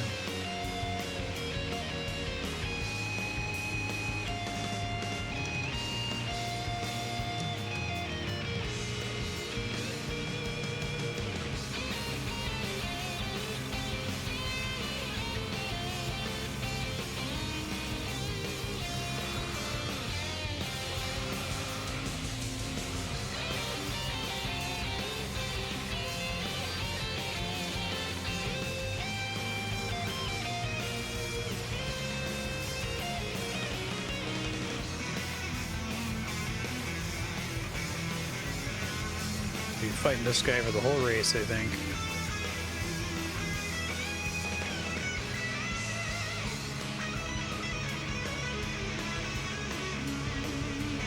Don't you fight, you asshole.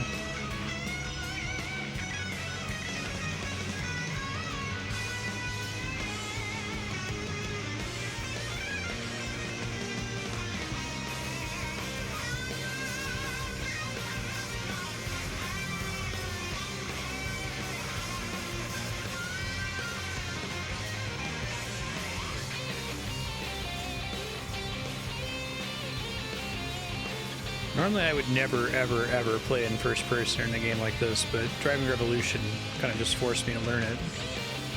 It's actually kind of satisfying in this.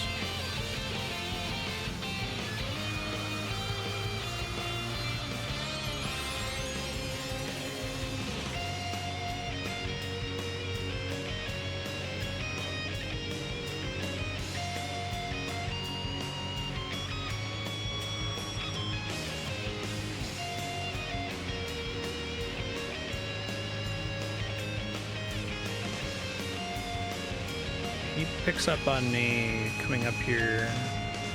Maybe a city has a higher top speed than I do. With long straightaway, he's able to gain a bunch of ground. Don't hit the wall! Fuck! It's fine. Just trying to keep him from passing me.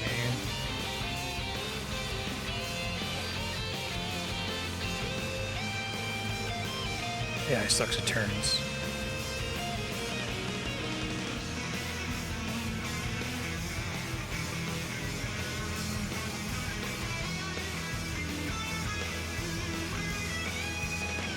Alright, not bad. Lose some points bumping the wall there, but probably worth not letting him pass me.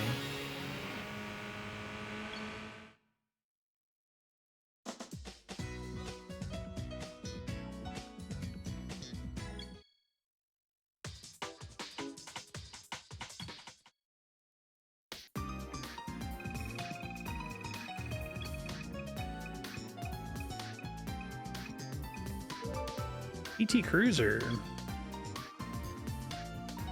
An E-Class car.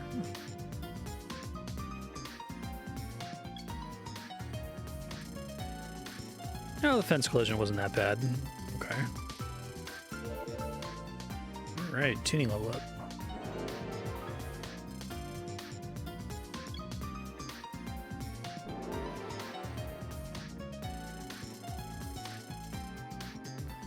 Cool.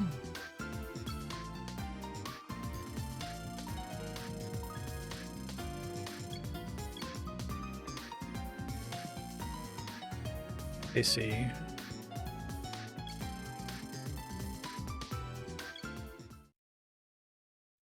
Okay, so I could probably fit in one more race here.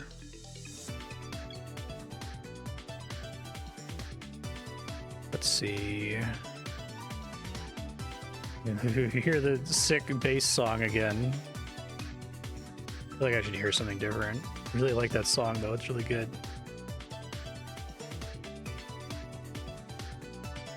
Dragon Range had a cool song too. I think that was in Driving Revolution mode. Oh, it's a one-on-one. Okay. Oh, I'll probably lose.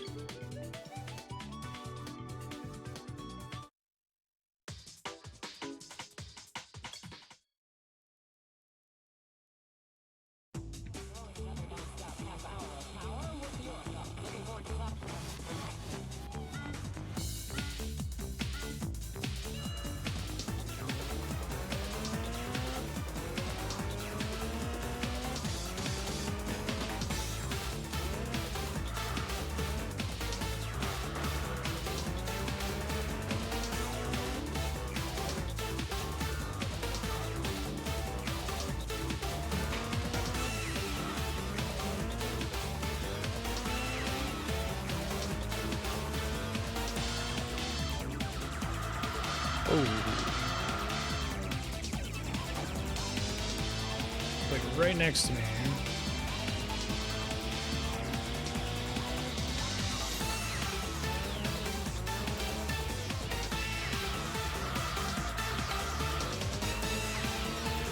This is a cool track too. It's like, oh, it's just, you're just going downhill all the way? Okay. One lap.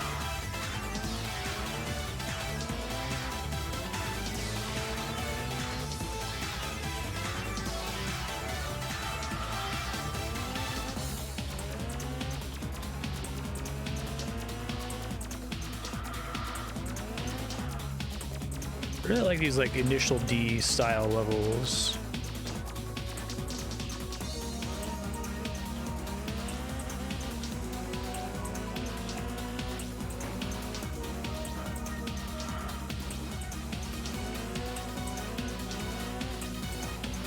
So many car collisions in this one.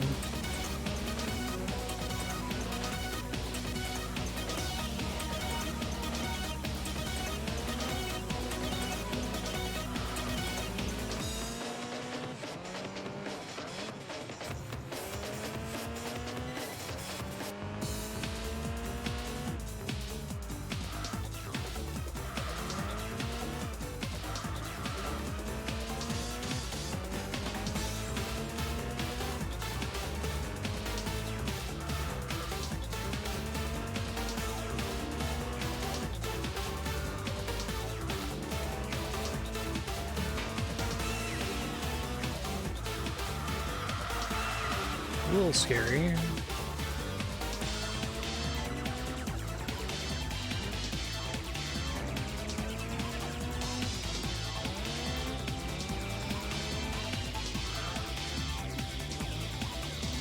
It's pretty tight.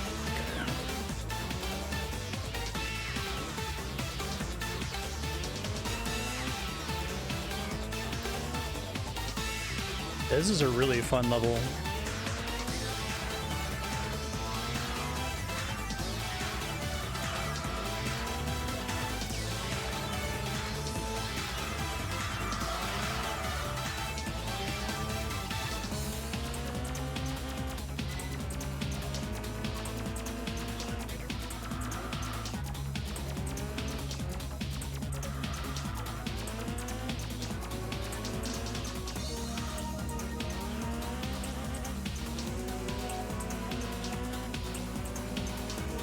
This is the kind of game where I'm guessing the enemy AI being smart is really important.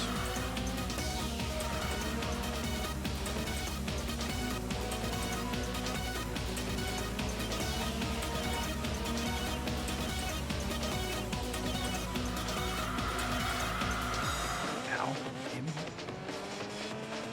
Oh, don't pass me right at the end. Don't you dare. All right. Yeah, this might be my last Enthusia Life session. I'll probably just load this as free play. But this is really great. Like, already giving me a lot of context for what's missing from some of the other sim racers. Yeah, obviously it's not perfect, but I've had more fun in this, I think, than anything else I've done. Maybe Driving Revolution matches, because it was fun, like, having that experience of beating my head against the wall trying to beat a difficult boss fight, and, like, slowly getting better and better until I cleared it. 51 for collision with a car at the beginning. God damn. Yeah, I'm excited to do more racing stuff in the future. This is not a genre that I thought I would be having a ton of fun with, you know, years into this name's project to expose me to more of them. I think I have like the basic grammar now to at least be able to play it, even though I don't play it super well, right? This is exposing to me that I could really enjoy this genre and I could have a lot of fun with it if games were structured better. If I like felt like, oh, okay, I have this cool incentive to perform well. I like that this game essentially has you like bid on what you think your performance is going to be, which is a cool idea. And there's like a risk reward aspect to it, which I haven't really felt in the other games. So great times, fun with it.